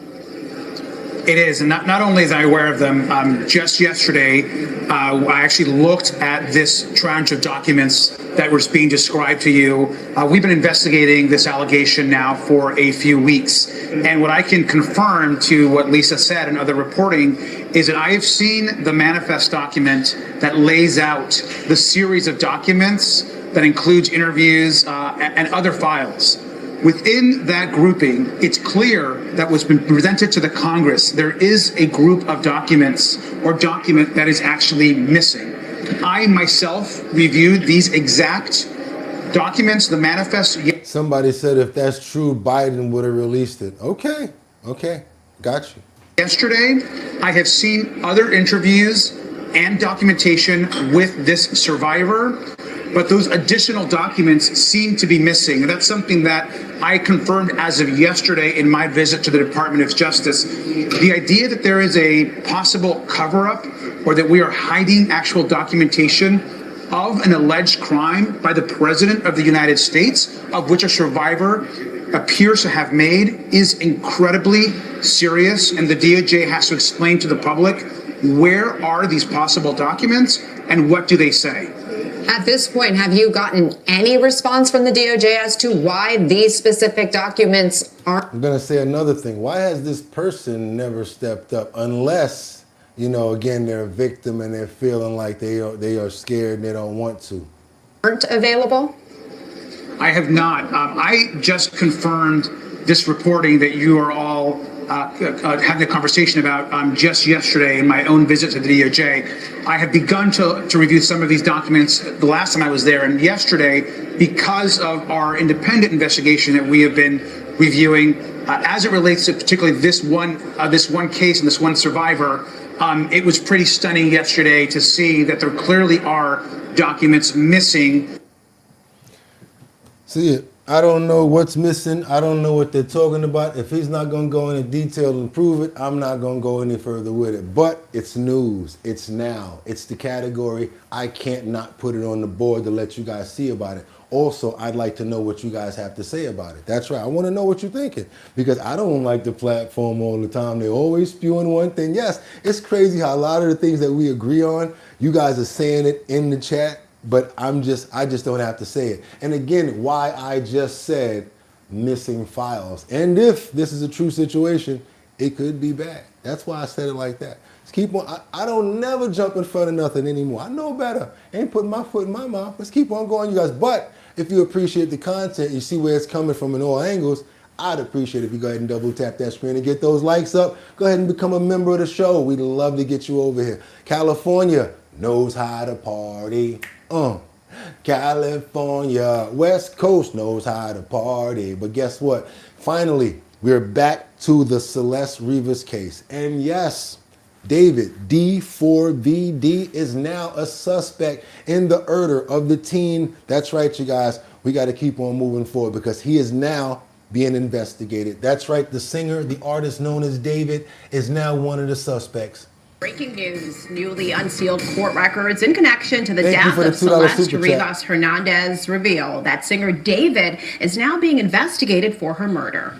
That's right. Hit the like button if you hate PDF files. Hit the like button if you hate PDF files. Thank you so much for this $2 super chat. Everybody, thank you. Those documents also provide horrifying new details in this case. KTLA's Aaron Myers live in our newsroom with more on this breaking story. Aaron. Court documents made public in the alleged homicide of 14-year-old Celeste Rivas Hernandez reveal gruesome new details about the death of the teenager, identifying the singer David as the investigation's central target. The documents were made public through Texas appellate proceedings Somebody and are say he's tied to still the Los not locked Angeles up. You're County right. grand jury murder investigation You're right. targeting singer David Burke. Private investigator Steve Fisher posted the documents on his X account. The documents were filed under seal but were made public after the singer's family challenged subpoenas compelling them to testify before a California grand jury. That's right, you guys. If we get over 500 likes, I'm going to be sending out 3 and 3. You guys are not going into the email, so we're keeping it going. One person went in yesterday, sent their email address and their address, and they got some merch coming. Nobody else sent their stuff. Everybody that sent their emails a couple of days ago, your stuff is already on the way. But that's right. If we can get over 500, I'm going to pick 6 people, 3 keychains and 3 decals. Let's go, you guys. Let's get those likes up. Let's make it worth something. Let's get it. Los Angeles Magazine says the proceedings in Texas weren't sealed, so portions of the California filings were available in the Texas appellate docket. Hernandez's remains were found in September of last year inside the front trunk of a Tesla registered to the singer David at a tow yard in Hollywood. Employees contacted police after noticing a strong odor coming from the car. The filings show detectives found a cadaver bag containing human remains along with other body parts in a second bag. The documents also identify Burke as the target of the grand jury investigation, saying he may be involved in 1 count of murder. The singer's father, mother, and brother, who live in Texas. And then he makes a video like that. The email address is bridgethisllc@gmail.com. That is bridgethisllc@gmail.com. bridgethisllc@gmail.com. Only if we go past 500. We ain't nowhere near that yet. We looking like Hunter Biden right now. So yeah, we gonna keep it moving. Texas were summoned to testify in Los Angeles on February 11th. But David's father filed a petition for writ of habeas corpus, saying the subpoena violated his constitutional due process rights.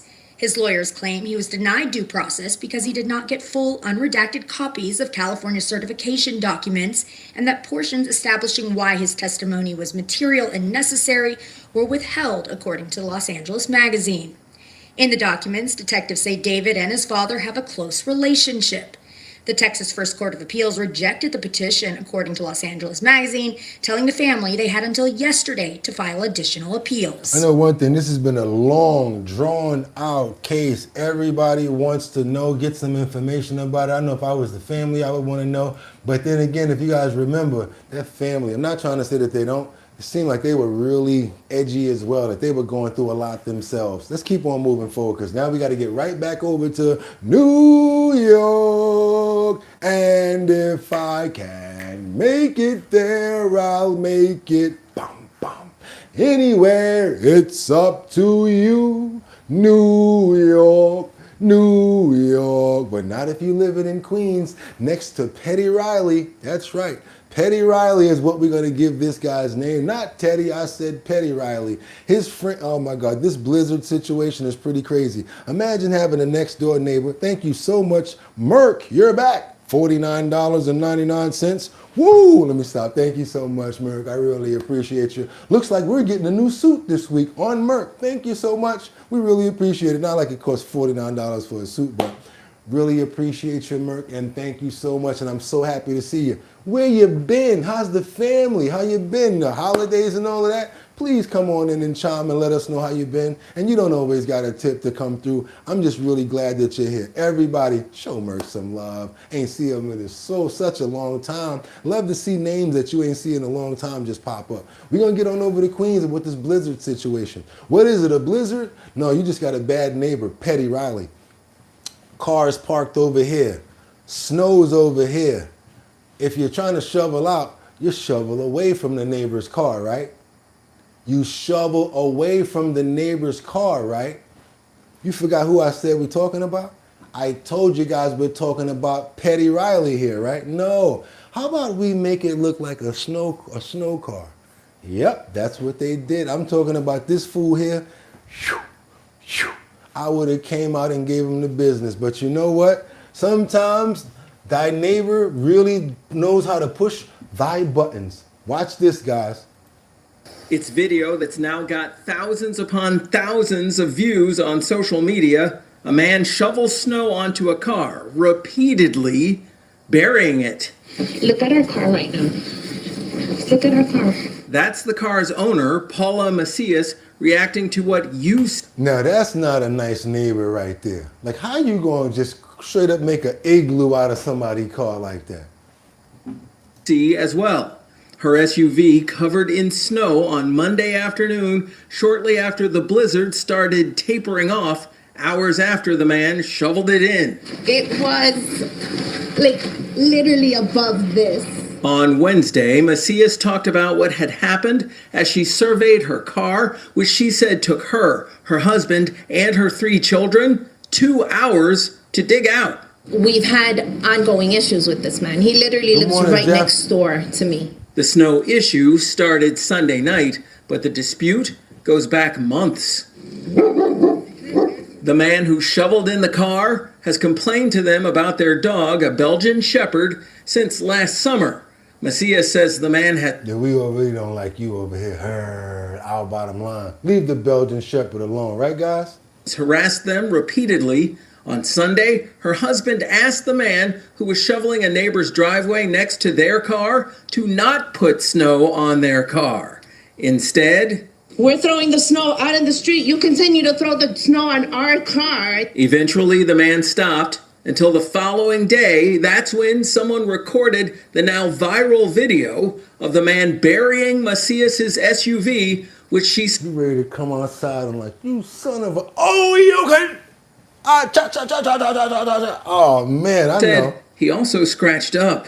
Now, there are at least 2 sides to every story, and in the interest of fairness and balance, we, as always, sought out all sides. Somebody said he's the man for that. What do you mean leave him alone? For real? We were able to track down the man who buried Macias's car under a mound of snow. He admitted that he did it, but called it a petty dispute and claimed he did nothing wrong. But other people apparently disagree. Macias said they've told her they couldn't believe what they saw. Now thousands worldwide have seen it. She said she called police to the scene who didn't take action at the time. But now Macias says she's going to file a criminal complaint and try to get protection. I feel that's vandalism. I feel it's harassment at this point because it was purposely done to my car out of hate. Do you guys agree or do you disagree? I need to know right now because you got people in there like, yo, Merk, good looking. Thank you so much. I really appreciate the $49.99 super chat. Thank you, Merk. Okay, you sure you're not Harley up in there trying to act like you somebody else? Thank you so much, Merk. I really appreciate it. And believe it or not, I can really use it right about now because we're going to be sending a lot of the monetary, well, most of the monetary this month to this one orphanage that this rescue that we were looking at. Really want to get some bread out to them to take care of these dogs out there that we've been looking at, and especially a couple of other ones that haven't been able to take care of. So every little thing counts. So I don't just look out for myself. You guys, y'all know how I move. The real people around here, y'all know I look out for each other. And sometimes look inside your care packages. Might be something in there for you as well, especially if you're a real good friend of the show. Let's keep on moving forward. You guys double tap that screen to get those likes up. Senator Hawley, he says that Mr. Keith Ellison is right in the center of this crap when it comes down to, come on y'all, you know it ain't over, Minnesota. We got to get some Minnesota information going on right now, especially when it comes down to one of my favorites. Let's go. Thank you, Mr. Chairman. Mr. McDonald, congratulations on your nomination. It comes not a moment too soon. Yet 2 weeks ago, the CEO of LexisNexis told me under oath that the federal government, according to their estimates, to their own expert research, loses $1 trillion per year to fraud. $1 trillion.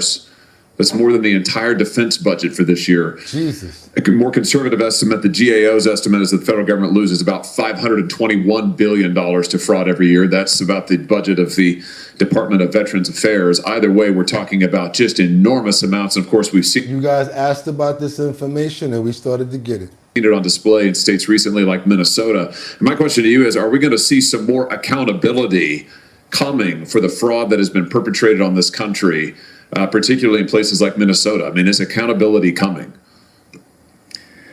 Senator, our goal will be to bring accountability It will not be easy, but we will work tirelessly to bring that accountability to ensure that the fraud that we are seeing annually is erased. Let me just give you one example of the kind of accountability I think we need to see. The Attorney General of the state of Minnesota, Keith Ellison, was in front of a committee of mine, and under oath, I would just say, just a couple of weeks ago. Mr. Ellison is right at the center of the scandal, the Somali fraud scandal that has rocked that state. Do I have to play this audio again with Keith Ellison inside of the room with the Somalians? Basically, they're telling him, you know, if we need somebody in there, and we got the dollars to back whoever we need. Do I need to play that audio again? Not to throw him under the bus, but just as a refresher, because I will. Because they definitely did that. And this is what he's talking about right here. And then you got Keith Ellison out here talking about, oh, what are you talking about? It's all lies or whatever. Fool, you on audio. You need to shut up, if anything. Just to take one piece of it, a group called Feeding Our Future, as you probably know, defrauded the federal government of at least $250 million. $250 million that didn't. And most of the people was like, basically, you live in Maine, don't worry about it. Give them a Minnesota number. They still going to send you your dough. Most of the setups, remember, all of the setups that were in Maine, we found out the other day, had Minnesota phone numbers. And none of those locations even had a storefront. They didn't even have a Leering Center. Not go to feed the homeless. It did not go to feed the poor. It did not go to feed children. Instead, it bought yachts. It bought luxury planes. It bought fancy vacations. It was. So when the Somalis be out here acting like they better than us and all of that, like, yo, you Americans, huh? You guys, huh? I ain't gonna do all of that hard work that you guys do. Yeah, I'm not trying to say all of them, but you know how certain group of people are, be looking at you like they better than you. Because they doing whatever, they got this type of brand name, or they got a Mercedes and they got this kind of bag. If you ever look at a person like that very deep from within, they're trying to compensate for something that they don't have. And they're always using the brand or the label, well, my Chanel bag or my Birkin or whatever. You think I'm gonna spend that much on a damn Birkin? I'm gonna get me a rescue, you fool. I'm gonna get me some land. I'm not messing around out here playing with you fools. What's a bag gonna do? Or a car, or even a phone, or the iPhone 70s coming out. I'd rather say, you know what, I got the money for anyone that can come out, because they're gonna keep on making them. I don't wanna be stupid and get caught up in that realm either. We don't move like that. We keep our dough, we do smart things, and we put it to where it need to go. Let's keep on moving forward, you guys. Let me get a little more of this. Was smuggled out of the Minneapolis airport in suitcases. 12,000 pounds of $100 bills smuggled out of the Minneapolis airport in suitcases, for heaven's sake. 60 people, I think, have been charged with wrongdoing as part of this corruption scheme. But here's the deal. The leaders of this organization, this fraud outfit, came and met with the Attorney General, Keith Ellison, directly. They talked to him for 54 minutes. This was back in 2021, and complained to him that they were being investigated, heaven forbid. And he offered to help them. They repeatedly offered him campaign contributions, and we know this because they recorded the meeting. 54 minutes of recording that we have, because the fraudsters recorded the meeting. Because they wanted to be able to use it on him if they had to. But they basically kind of really did, if you think about it. Thank you so much, Merck, for the 99 and 99 super chat. I really appreciate you right now. Merck, you are showing up and showing out. I'm going to keep on going. Everybody, thanks, Merck, for the 99.99 super chat. We appreciate you, Merck, or whatever. Yeah, just keep on moving. I guess we got to keep on putting on a good show over here. But also, you guys, we do appreciate the monetary, but can you please get those likes up to get more people over here? I really would appreciate it. I really would. Let's keep on going, you guys, because now we got to get on over to Arizona. And that's right, this just in.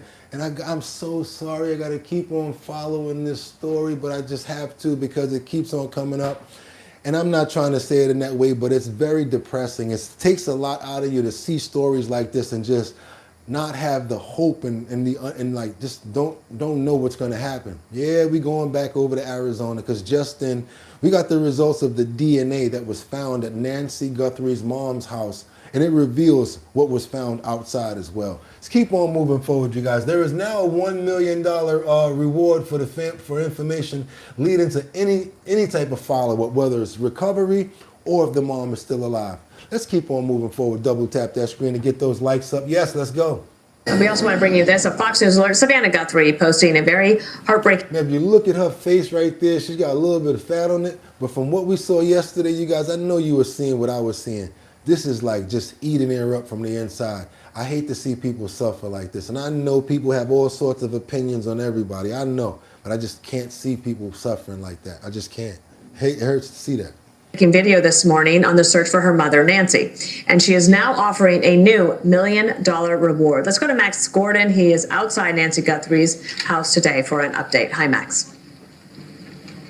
Hey there, Dana. Well, several new updates on the case today. There are now questions about the timeline of when everything happened in this case. Savannah Guthrie posting that new heartbreaking video this morning, and then new information on the DNA evidence that was found inside Nancy Guthrie's home. Someone says, why does she have a $1 million to offer? She almost messed up yesterday when she said we have up to $1 million to offer.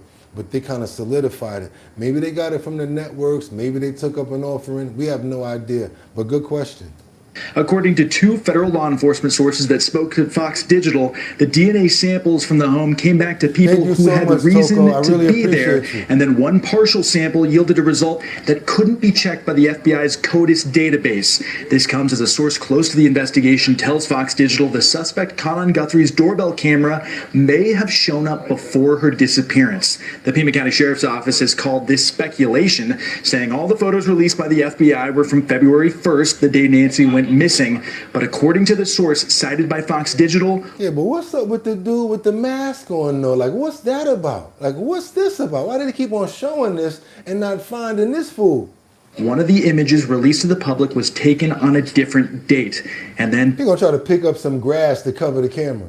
This morning, Savannah Guthrie released another heart-wrenching video. In it, she acknowledged that her mother may not be found alive and pleaded for anyone with information on Nancy's whereabouts to come forward, announcing that the family would pay up to $1 million for information leading to— You heard that, right? Up to her recovery. Please keep praying without ceasing. We still believe. It's hard to look at. We still believe. It's hard to look at, man. In a miracle. We still believe that she can come home. It is now day 24 of the search for Nancy Guthrie. Law enforcement still hasn't named a suspect or a reason for her disappearance. Now, you and I, you know how we do over here, our bottom line. We always think not 1, not 2, not 3, not 4, but 5 moves ahead. Could be not alive anymore. Could be still under the situation. Could be hurt. Could be able to come home. And then again, could be anything. But I just have to tell you, with the pacemaker also going offline, and with the medications that she was not having and her age at being 80 something, I'm sorry, you guys, I think it's going to be more of a recovery effort at this point. And the sad part about it is the whole family is suffering, and you can see what it's doing to them physically. Sad story right there, no matter what anybody feels personally, what they have to say about backstory, where they found the money. I don't think that anyone should suffer like that, and I would like to pray for at least closure for the family so that they can move on with life. Let's keep on moving forward, you guys. Amen. Thank you. Let's keep on going, you guys, because now another person, sad situation. One of our favorite comedians. That's right, Martin Shorter. He grieves at the loss of his own daughter in the situation that I can't say, especially on YouTube, but I'll let them say it. Yeah. People are just losing their lives out here right now, you guys. And I lost my friend last week to cancer. And I'm talking about the way that you see things now is like it's different after you lose somebody close to you, because then you realize, you know, you start wondering, like, why am I still here? Like, what's keeping me around? Telling you guys, I had a whole gambit of thoughts that I was dealing with and going through, you know, every single day. That's why I really love pooling for the show, and I really love coming. I give you guys everything when I come in. Yeah, I put on the suit for you and everything. I don't just do it for me. Do it for you guys too. Want to look presentable. Also, when I leave here, all you gonna have is good clips of me, damn it. I ain't playing. You ain't gonna have no messed up videos of Bugatti, damn it. All of them gonna be orange on you. Well, that boy used to always keep that suit on. That's right. Same way I talk about my boy. He used to have the Maxima. Remember the box Maxima back in the day? He had the BBS rims on it, and I'm telling you, that boy right there, if it wasn't, I wanna sex you up, it was, however do you want it? Round the hood, just keep on driving around the block. Don't even care. Just let people see us in the car.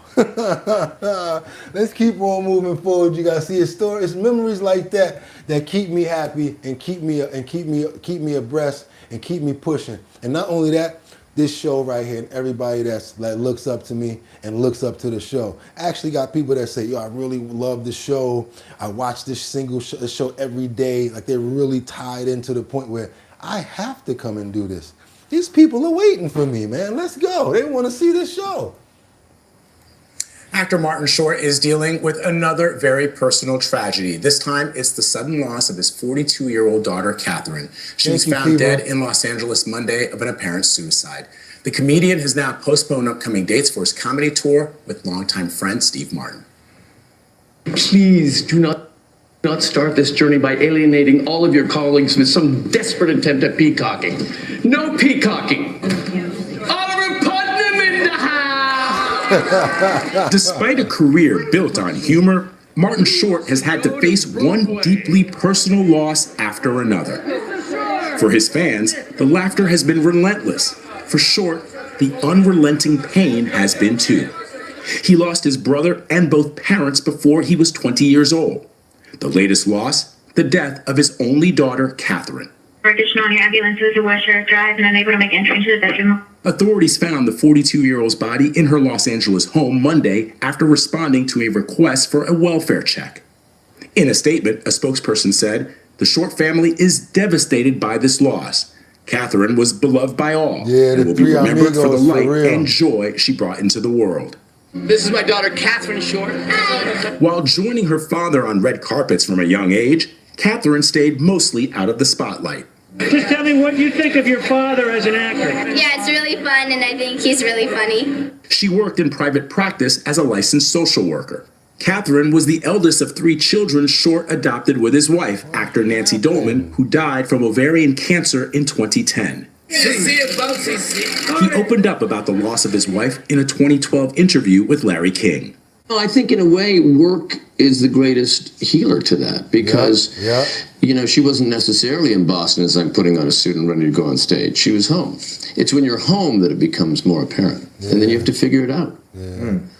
I continue to marvel at the people who bring us joy in life, who are so funny and who are so warm, and yet they themselves are dealing with enormous personal loss. A fan, a viewer of our show, texted me on social media about this when we talked about Ever Carradine. They said that sometimes we're in so much pain, we don't want other people to feel what we're feeling. Yeah, it's like, what was his name? Robin Williams? Like, you would never think somebody like that. Robin Williams, so many people that's so funny, but yet they suffer in silence. And they can just bring us so much laughter, so much happiness. I look at those people like they're some sort of like a god, like for real. Like, you don't have to be the God, but you can be a God. You know what I'm saying? Like, have some sort of enlightenment. Let me just say enlightened with the power to make people laugh.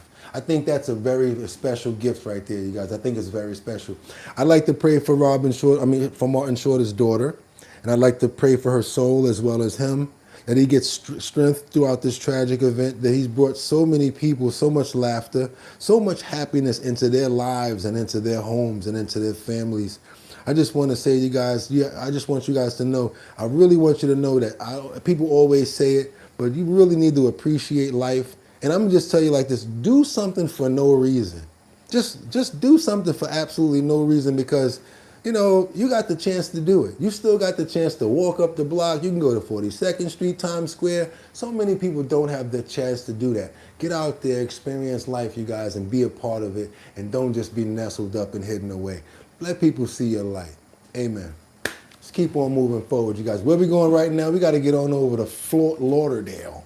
A father he's distraught after his daughter and a mother of 3 found unalive and no clothes on near a dumpster in Fort Lauderdale. Suspect has been located. So much terrible tragedy has happened in this one course of time with this one event right here with 3 things happening on top of each other.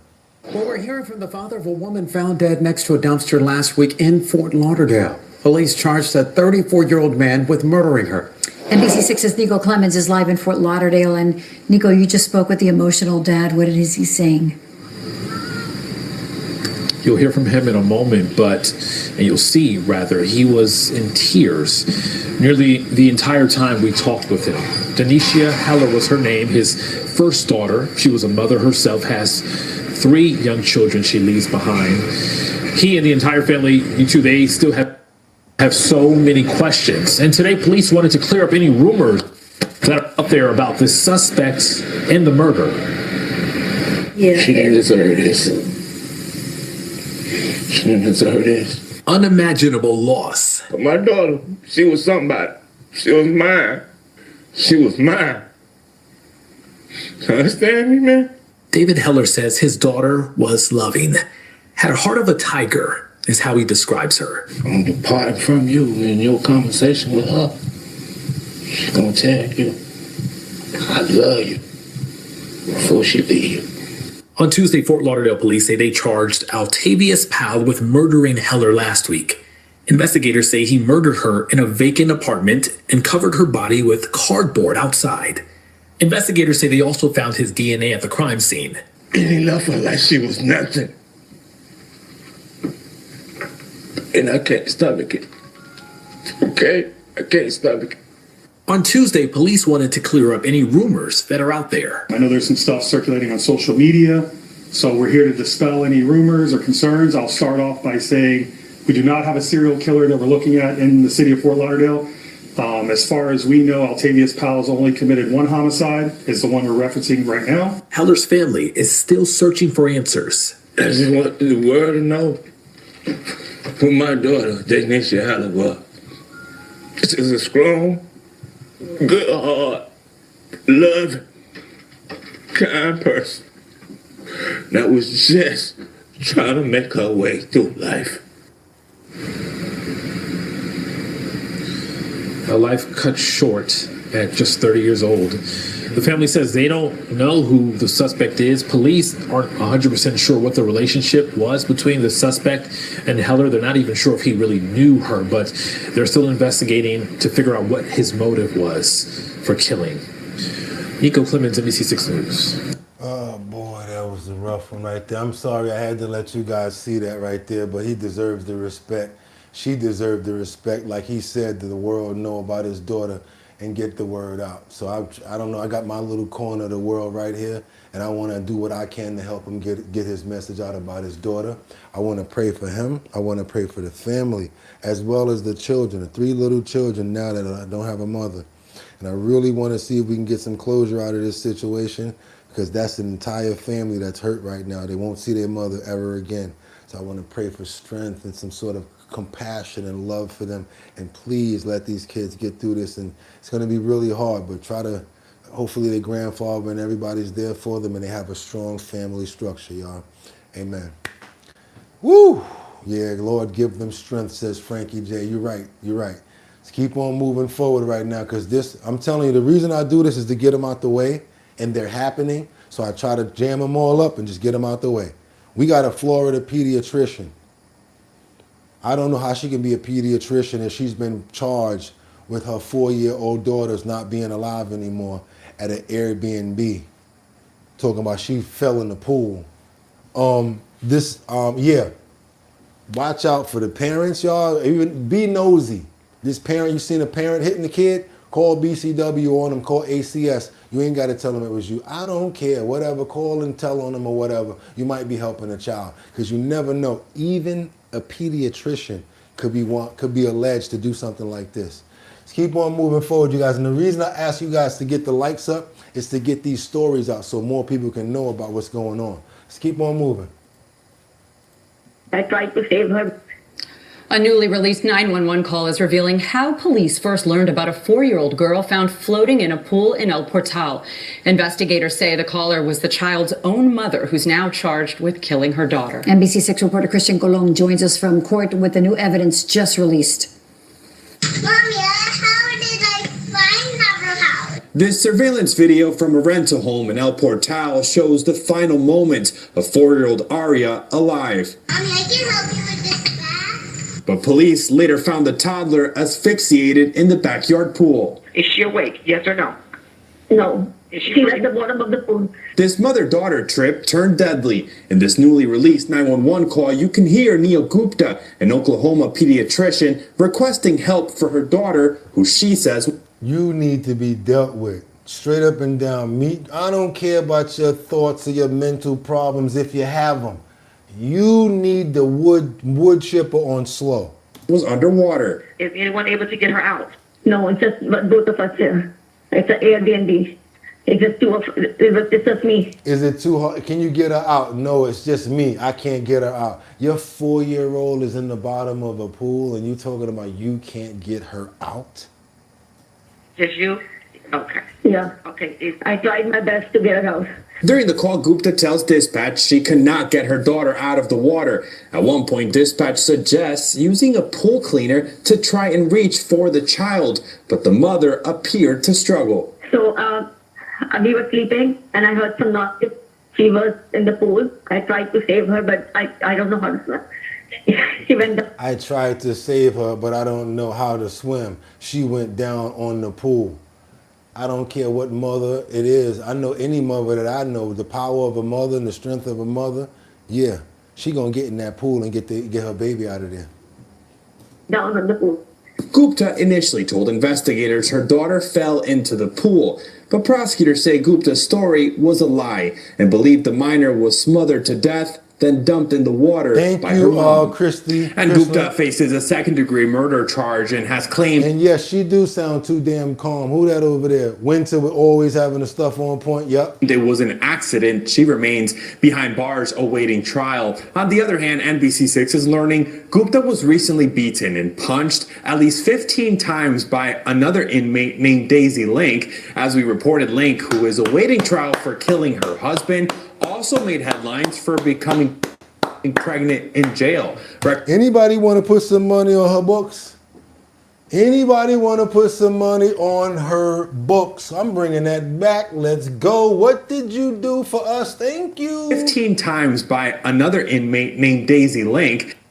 Water by her mom. And Gupta faces a second-degree murder charge and has claimed it was an accident. She remains behind bars awaiting trial. On the other hand, NBC6 is learning Gupta was recently beaten and punched at least 15 times by another inmate named Daisy Link. As we reported, Link, who is awaiting trial for killing her husband, also made headlines for becoming pregnant in jail. Records show Link picked up a battery charge after allegedly punching Gupta in the face inside her cell. Link has pleaded not guilty on all her charges. In Miami, Christian Colon, NBC6 News. Yeah, she got in there. She got in there and met the female Debo. I want to pray for the little girl that lost her life. I want to pray for Link that she beats the charge. I want to pray and hope that this person never gets out and been able to do something like this ever again in life. And hopefully she never has before. Because they did say that she was a pediatrician. I mean, she was some sort of a doctor, right? Amen, you guys. That's right, you guys. I'm so glad she got rock'em sock'em in the face. When I heard that part, it lit me up, made me more happy. Come on, you guys. Imagine if you drive and you got your car, you at the stoplight, and next thing you know, boom! You fall into a sinkhole. Yes, we got sinkholes out here happening everywhere, you guys. Y'all better be careful out here, because they talking about fixing the roads. Well, y'all need to do something about what's under the roads, no? No audio, just video again. Traffic camera catches the ground crumbling below 2 cars. Boom, right there. Now, I know they say built Ford tough, but Jesus Christ, that tough? The other car's way down in the ground. So Lord knows what's going on with that one. That's crazy right there. The other one is further out. He's lucky he's in the truck because he's still a little on the hood. He can get up. But the other one, he's in the ground like it's over for him. Like, this is nuts. Y'all see this right here?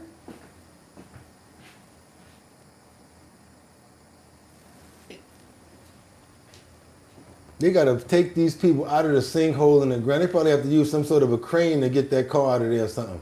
This is nuts. Yeah, y'all. Watch the roads and the streets where you're driving at, because you never know. Oh boy, where was this at? Traffic camera captures the ground. Where was this at? Traffic camera in Omaha, Nebraska catches the shocking moment. 2 vehicles fell into a sinkhole. Oh my God. You see, we get it everywhere, you guys. Omaha, New York, we go all over. Double tap that screen to get those likes up. That's right, got a lawsuit over there. I see you. Got a lawsuit. Oh, my back, my neck, and my back. Oh, well, we can settle out in the court right now for $2 and some envelopes. What? Well, how about $1 and some jawbreakers? Ezel, if you don't get your ass out of here. You guys, let's keep on moving forward because we got to get on over to this ex-Florida CEO who's been arrested in connection with allegedly a $328 million, I said $million Ponzi scheme, y'all. And that's the Ponzi scheme you want to be down with. You're going to get, my people used to always say this, look here, man, if I'm going down, it's going to be something big. $328 million? I don't know about that one there. I might have to think twice on it, but then again, I'm too scared of jail, so I might say no.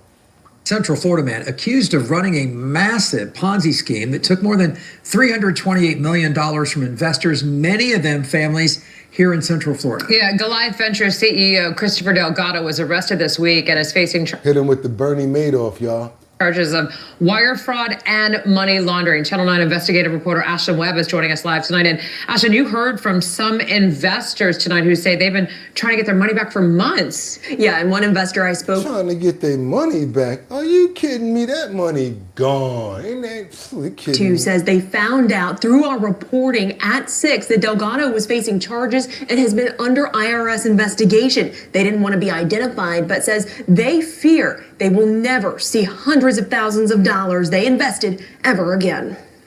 I felt like it was too good to be true. We spoke to one person who invested hundreds of thousands of dollars into Goliath Ventures last year, hoping to generate more money for their future. I'm kind of kicking myself that I even got involved. According to this nearly 30-page filing, Christopher Delgado's company, Goliath Ventures, promised investors guaranteed monthly returns.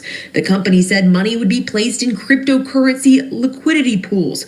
But IRS investigators say only $1.5 million out of the roughly $328 million was placed in these liquidity pools, and the so-called returns were fake. Gotcha. An explanation, a reason, an excuse, like a don't worry, it's coming, it's coming. Investors say there were red flags as soon as they tried to take money out of their accounts. Prosecutors say it's a classic Ponzi scheme where new investors' money was used to pay returns to earlier investors, creating the illusion of a successful investment. The investor we spoke to say they were always given bogus excuses on why they couldn't get their invested money out. It was like, no, we're under an audit, you can't take money out. And then the next month when I went to take money out, they were like, no, things are frozen or we can't do it right now. And okay, we see what happened. Jeffrey, it's just like another Bernie Madoff Ponzi scheme. I don't think none of them people are going to get their money back. And you guys, the reason I show things like this is so that you don't get caught up. Don't get caught up in somebody looking the part, telling you that they can make some money flip that fast. Always, you should know if it sounds that good, 9 times out of 10, it's not a good idea to do it. Save your money, be careful. And I got to get over to something right now. I want to ask you guys, a few days ago, we told you how to plant in a bucket. We told you how to plant certain fruits and certain vegetables. How many of you have already tried, even if you have not used said technique? If you have not used said technique, well, guess what? Something said Bugatti. A lot of people here, they say they're going to send you emails and they don't. Said technique. What can we do to make sure that they get this going? I got an idea. I said, you know what? I'm going to make a HOBL kit. One kit. See what happens. I'm going to call that the Liberty and Justice for All kit. It's going to be a bucket, right, with some growing dirt. Also, select seeds, either vegetable or fruit. How to put it all together, instructions, and one lucky person in a raffle will be winning these pots to start. Because even if you have not done it already, I'm going to incentivize you by sending you your Justice for All, Our Bottom Line startup kits. This way you get a chance to go ahead and start growing in your own home, in your backyard, in your pantry. Yes, you do not have to wait to grow plants or vegetables. You can grow your own food. So it's called the Justice for All. It's going to be a nice bucket with the Our Bottom logo, with the nice satch and everything. It's going to have vitamins in there. You're going to get a keychain. You'll also get a decal. And it's going to be a nice little kit that's going to be mailed to one person. By Monday, we'll have it all put together. But you guys are hearing about the sneak peek. The Liberty and Justice, Justice for All. Justice for All. That's how I did it. I wanted to use part of your name, Lib. So it's Justice for All. That's what it's called. The Justice for All Startup Kit. Let's keep on moving forward, you guys, because I got to get you some information now that we got that out. Here are vegetables that you can easily grow. You guys are like, no, yes, we are. We're going to do it because we can do it at home, and we got to stop using that fake stuff. Once we start getting into the mix, we can get it going. What can we grow at home that you didn't even know? Not the nasty stuff. There's actually good stuff that we can grow that's going to keep on fortifying us. You know, you can grow green beans and they're going to keep on going. Let's keep on going. Let's go right here. Let's start it off right here. Number one, zucchini. You can grow zucchini yourself. And it will keep on making so much zucchini. You'll have so much zucchini you won't know what to do with it. Green beans, busk or pale beans. That's right, green beans, you can make them in your backyard. All you need is a little fence or something like that. People know what I'm talking about? Chime in and let me know. Let them know. That's not hard to do. Chime in and let them know. You can also make or grow radishes. Radishes take about, 28 days from seed to, 28 days. Let us all be a part of this phenomenal idea that we've come up with to self-maintain and to make our own food, because we don't trust nothing that they're giving us out there nowadays. And if we can make it ourselves, why not? We're investing dirt, seeds, water, time, and then we get our own fresh food. I trust it. Let's keep on moving forward. Also, we've got cherry tomatoes. I did not know that you can make cherry tomatoes yourself, but yes, you can. You can also grow cucumbers. Nice and easy cucumbers, very fast. What about Swiss chard? And I was like, man, what is Swiss chard, nigga? There you go again, Bugatti. Just because you don't know what it is, that doesn't mean, you know what, you gotta try it. It looked delicious. I might be trying it because I actually think you don't just have to have green vegetables all the time. There's purple, many different colors. We can also grow kale.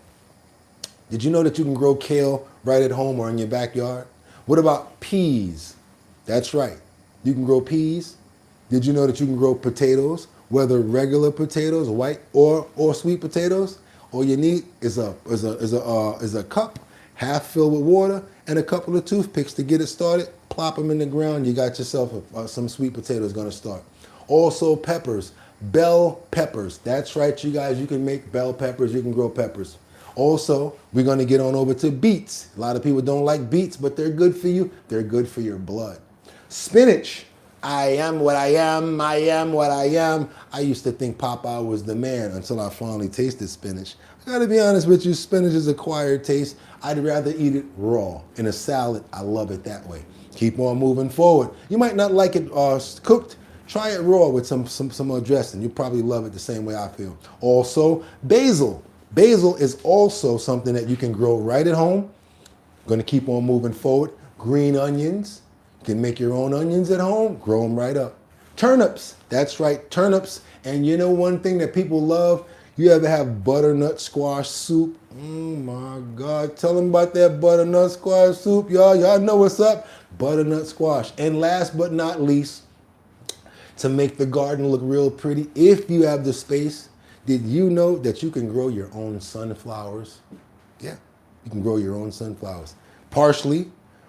They got a lot of people up in here that got a whole lot of other ones. Avocados. Check this out, you guys. You saying that again about the speakers? Yeah, we talked about that the other day. But check this out right here, you guys. I want you guys to see what's going on. I like to talk about it first, and then I like to bring it to you so that you can actually get an idea of how you can do it yourselves. 20 easy vegetables that you can easily grow yourself. This is perfect for lazy gardeners. That's why I picked it.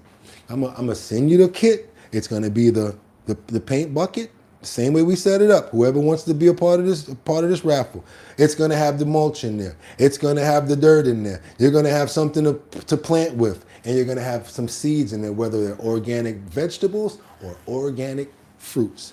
Keep on moving forward, you guys. This is 20 vegetables that are too easy to grow, perfect for lazy gardeners. And the name of the channel is Backyard Buddy. And the link is in the description, as well as all of the names of what I just told you. More than 20 years of growing food, I can tell you there are vegetables out there that practically grow themselves. Today, I am sharing 20 vegetables that are too easy to grow, perfect for lazy gardeners, or anyone who wants a big harvest without the fuss. Stick around for number 14. It is a total sleeper hit, and the bonus tip at the end will make everything even easier. First up on our list is zucchini, and honestly, the biggest problem you will have with this one is growing too much of it. Zucchini is legendary for being one of the most productive and low-maintenance vegetables on the planet. Direct sow seeds about an inch deep in warm soil after your last frost date, give the plant full sun and decent drainage, and then basically stand back. Each plant will start pumping out fruit in about 45 to 55 days, and once it gets going, you will be harvesting every other day. 1 or 2 plants are genuinely enough for most families, and you will still end up leaving bags of zucchini on your neighbors' porches. Zucchini does well in USDA zones 3 through 11 and tolerates a wide range of soil conditions as long as it drains reasonably well. Black Beauty and Costata Romanesco are popular varieties, and both are widely available. When emergency strikes, first responders need their critical technology to move as fast as... Water consistently at the base to avoid powdery mildew on the leaves, and harvest when the fruits are 6 to 8 inches long for the best flavor and texture. If you want easy, zucchini is the definition of it. The second vegetable I want to tell you about is green beans, and these are about as foolproof as gardening gets. Whether you choose bush beans or pole beans, the process is the same. Plant seeds about an inch deep directly in the garden after your last frost date. Green beans do not like to be transplanted, so direct sowing is the way to go.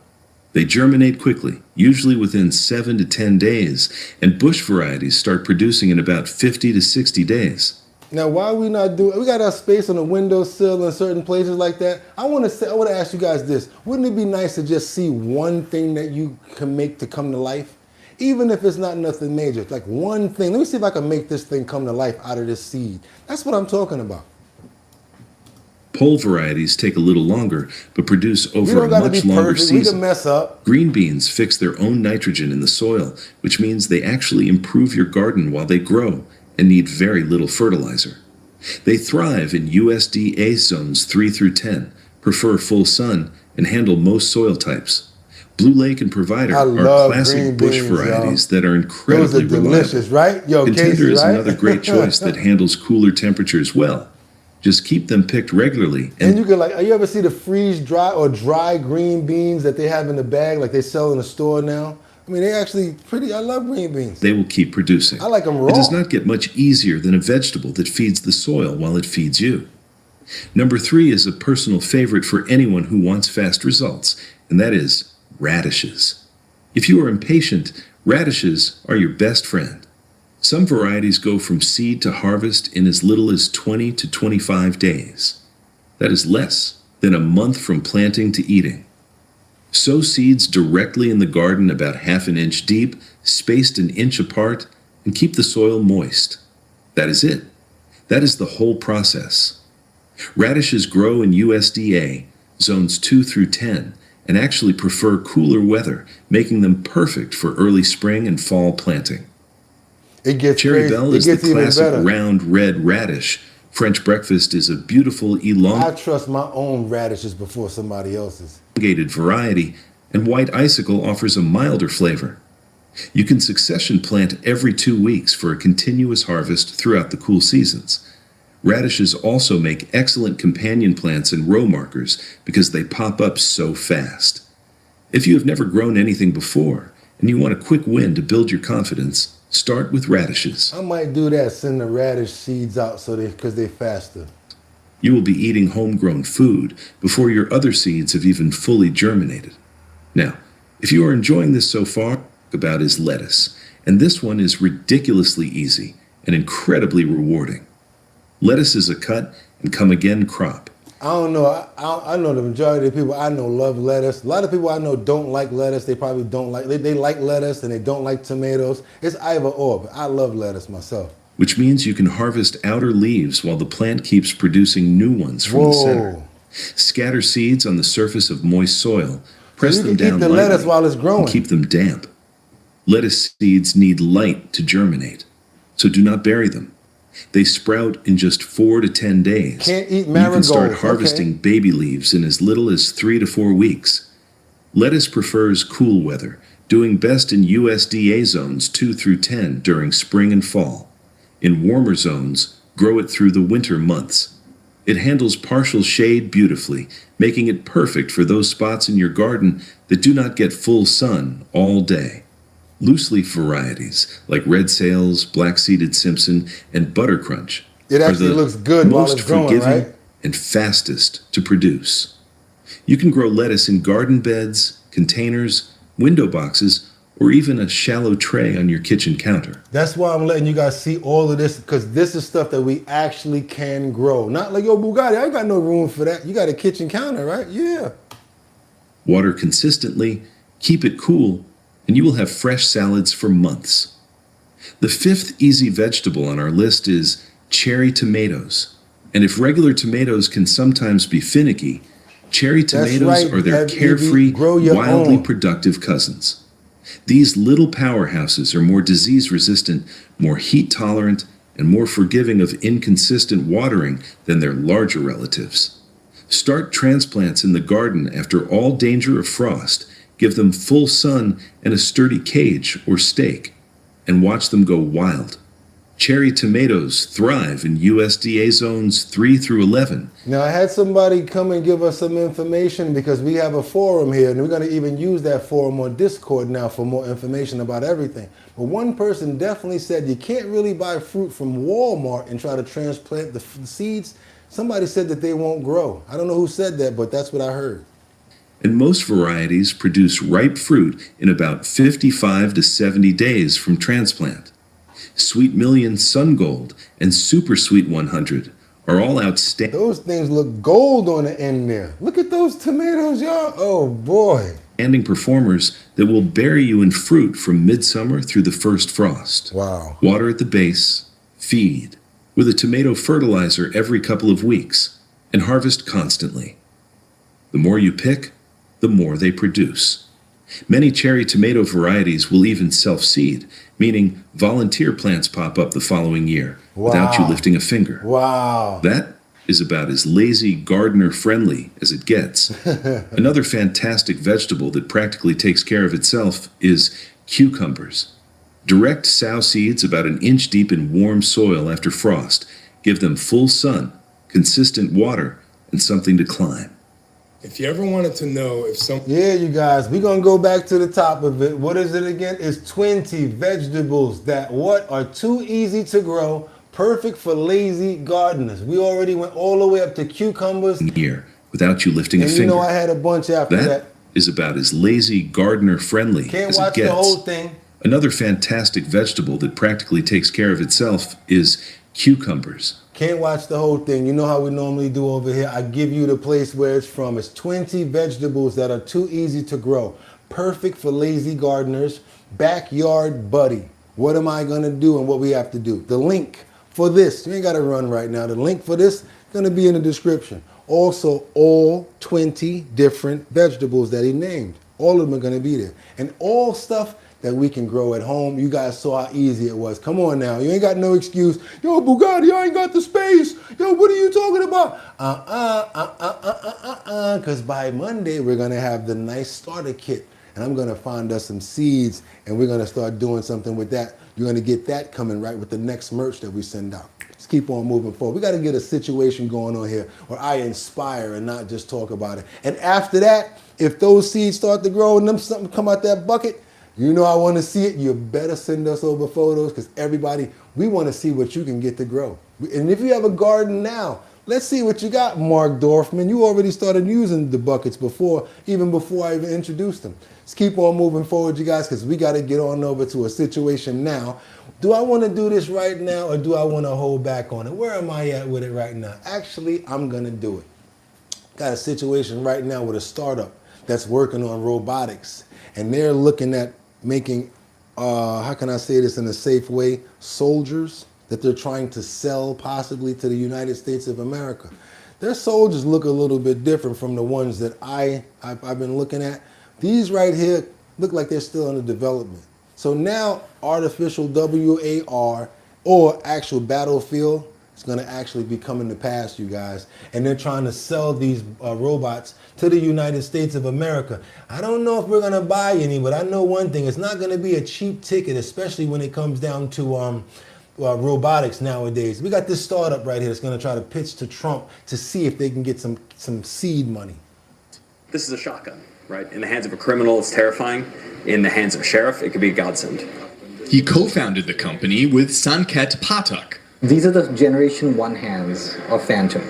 He's an accomplished electrical and computer engineer who started coding when he was just 12. Is there any part of you that's concerned about how this technology might be used or frankly abused in the future? Oh yeah, this is a double-edged sword. You do want these technologies. He said it already, it's a double-edged sword, but you got to be a part of it, just like AI. Because if you don't create that type of soldier, your enemy will.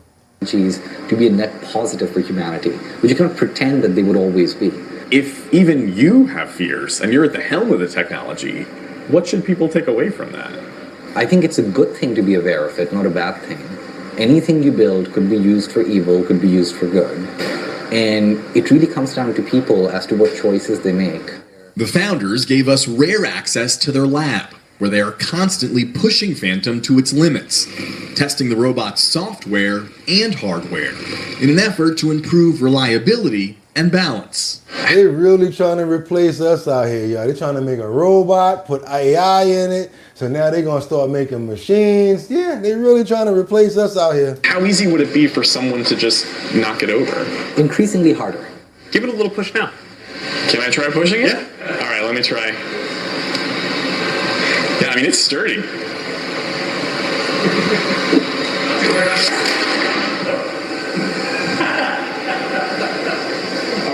Okay, sorry guys. The untimely fall didn't seem to faze the team. They tell us each failure teaches them something new, and within minutes offered to demo the robot again with a software upgrade they've been experimenting with that utilizes AI to boost stability. All right, so this is round 2 with AI. Yeah. All right. All right. Sturdier this time around. Nobody's noticing how fast they learn. Nobody's noticing how fast they learn. Foundation has already scored at least $18 million in U.S. military contracts. So he just pushed them down on the ground with an upgrade of software and a couple of twitches. They got them going right back. No problem. No issues, right? And let me tell you something about that robot right there. Somebody said, wow, that's crazy. That robot is a piece of trash. You know why?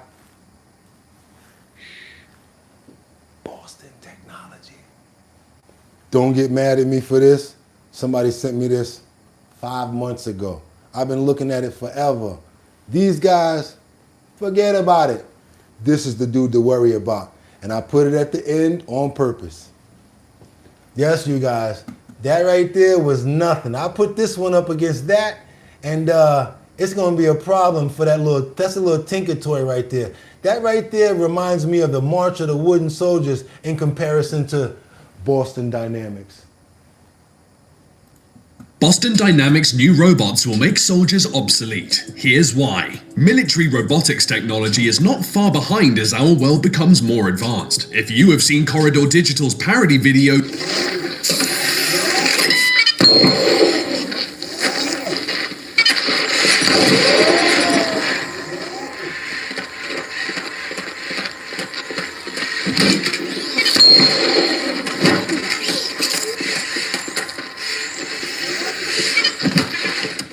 may know what the future will look like. Don't worry, the realism of that video is a testament to the advancements in visual effects at the Los Angeles production studio, and not necessarily robotics. But to be honest, we are not far behind America.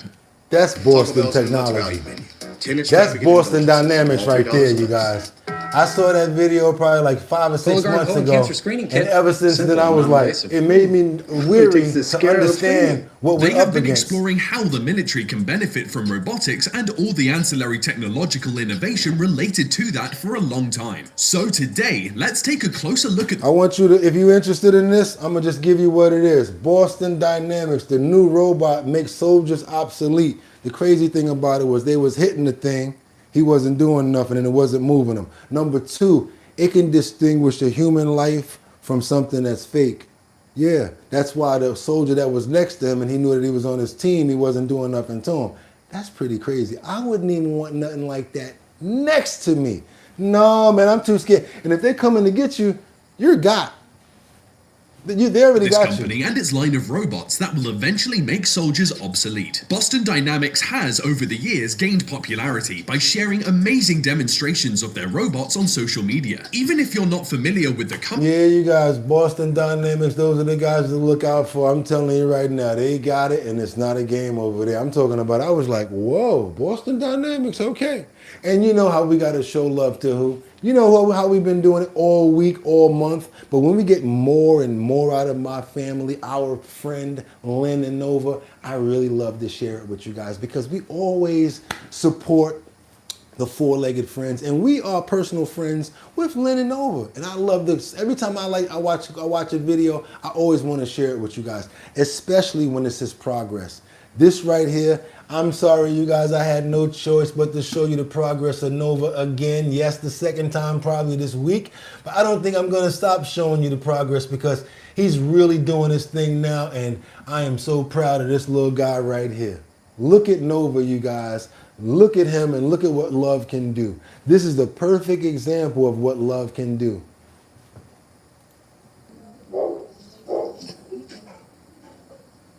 Y'all fussing at each other on the other side of the door. I need you to not be in front of that door, because as soon as somebody comes through that door, they're going to bust you in your booty or your head. So you stay over here closest to me. You got that? Hello? No. Look! I know. Look! Look! I know he's still dragging him right now. I know, but watch. I know, watch.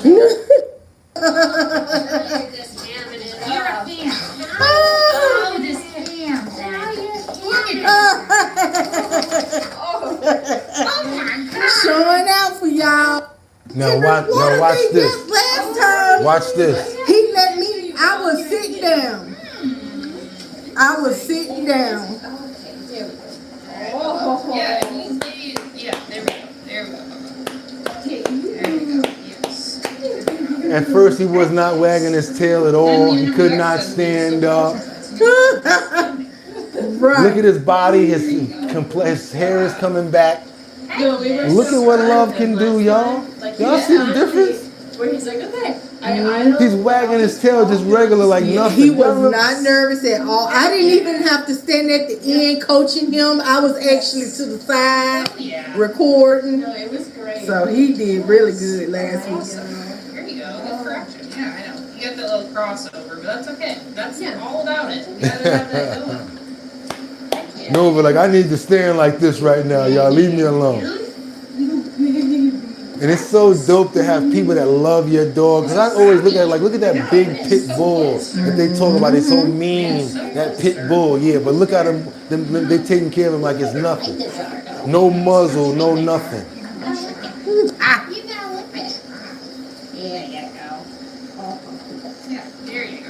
And yeah, I want to see those legs move. And everybody else in here want to see those legs move too. You can't eat the junk. Everybody want to see it. Everybody want to see it. So let's get into it. This is good boy. Yep, beautiful. Yes. Yes. Big difference. I told you by spring he's gonna be walking. He's gonna be good. It goes I swear Lynn's laugh would light up an entire auditorium. Thank you for the jewels, y'all. Look at Casey. They don't know any better. Pits are some of the most loving dogs ever.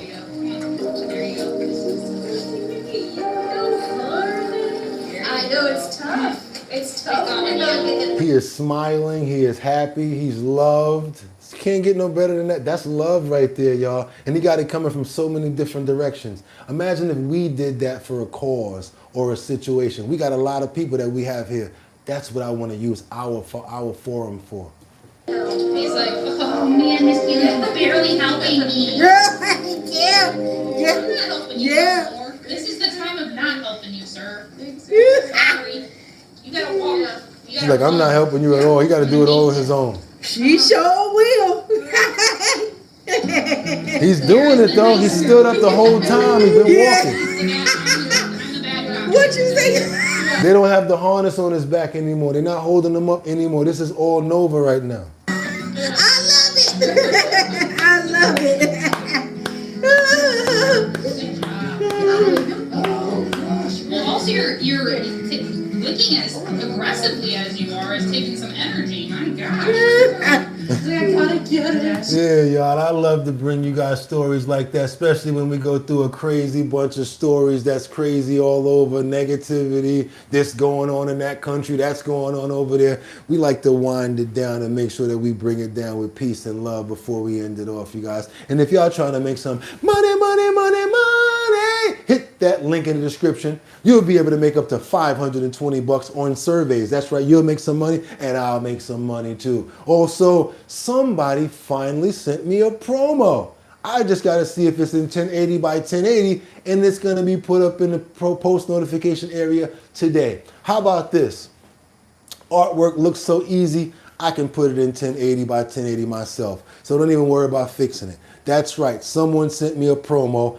I can't wait to put your promo up. I'm so excited myself that I'm going to fix it for you if it's not in 1080 by 1080. Just let me know if you want that text to be there. And that's right, you guys, if you're trying to promote on your platform, which is our, it's not mine, it's our bottom line, trying to get your business out there, trying to get some more promotion. We have up to almost 70,000 subscribers. And with that, we want to use the platform to help each other. So what I tell everybody, if you got a promo, you're trying to get something going, you're trying to get your business out there to a little more people. I don't know what you do. You might be a traveling salesman. You can be a lawn doctor, whatever you are. Send your promos over to us. And all you got to do is when you're making these promos and you're making your artwork, start off with the template. The template itself at 1080 pixels by 1080 pixels. You won't mess up forever. That's just the way to go. You send it to me, we'll put it up, and everybody will get to see your promo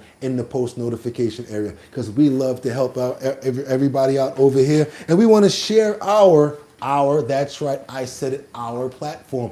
I'll be doing my promo every time I tell you guys about the Show Your Talent search that's coming up, and it's going to be in Manhattan, Bronx, Brooklyn, Queens, and Staten Island. And if you win in those boroughs, boom, $250 each. And after we get everybody together, one person is going to win $1,000, and it's sponsored by Big Drip Hard Punch. And guess what, you guys?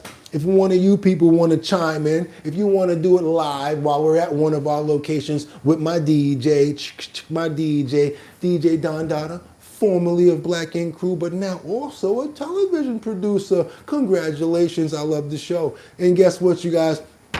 The Show Your Talent search is coming to all 5 boroughs. If you want to be a part of it, while you're at the event, we're at the event, we always go live. Press the button, you come on in. If you got talent, boom, you'll be able to be a part of the Show Your Talent search. You'll receive a $250 cash bonus. And guess what? You'll have a chance to go up against everybody and see if you can walk away with the grand prize. All right, you want to know how to be a part of the talent show? All you got to do is go to the website, www.drinkbigdrip.com. That's www.drinkbigdrip.com. And remember, Big Drip has 2 G's and 2 P's. That's right, you guys, 14% alcohol by volume. You have to be 21 and older to be a part of the events, because we do the events at liquor stores and restaurants. Ask our guys, they'll tell you. And once this snow break, we back out there and we're going to be doing it again and looking for you guys to come be a part of it. After that, we might go to another state. You never know. Depends on how the show goes and how things happen. It's your boy Bugatti NYC, and guess what it's time to do, you guys? Because it's time. We got to get those prayers up. I know tomorrow is one of you guys' favorite days, but guess what? We got to make it there before we talk about it. It's Thursday. Let's get those prayers up for what? Peace, love, communication, understanding, and please let's get on some let's say style and some respect around here, and let's get these kids to really be on their job now. And I hope these parents are understanding that. Don't blame the streets. You got to take care of your own at home first. Thank you guys. Let's get these prayers up.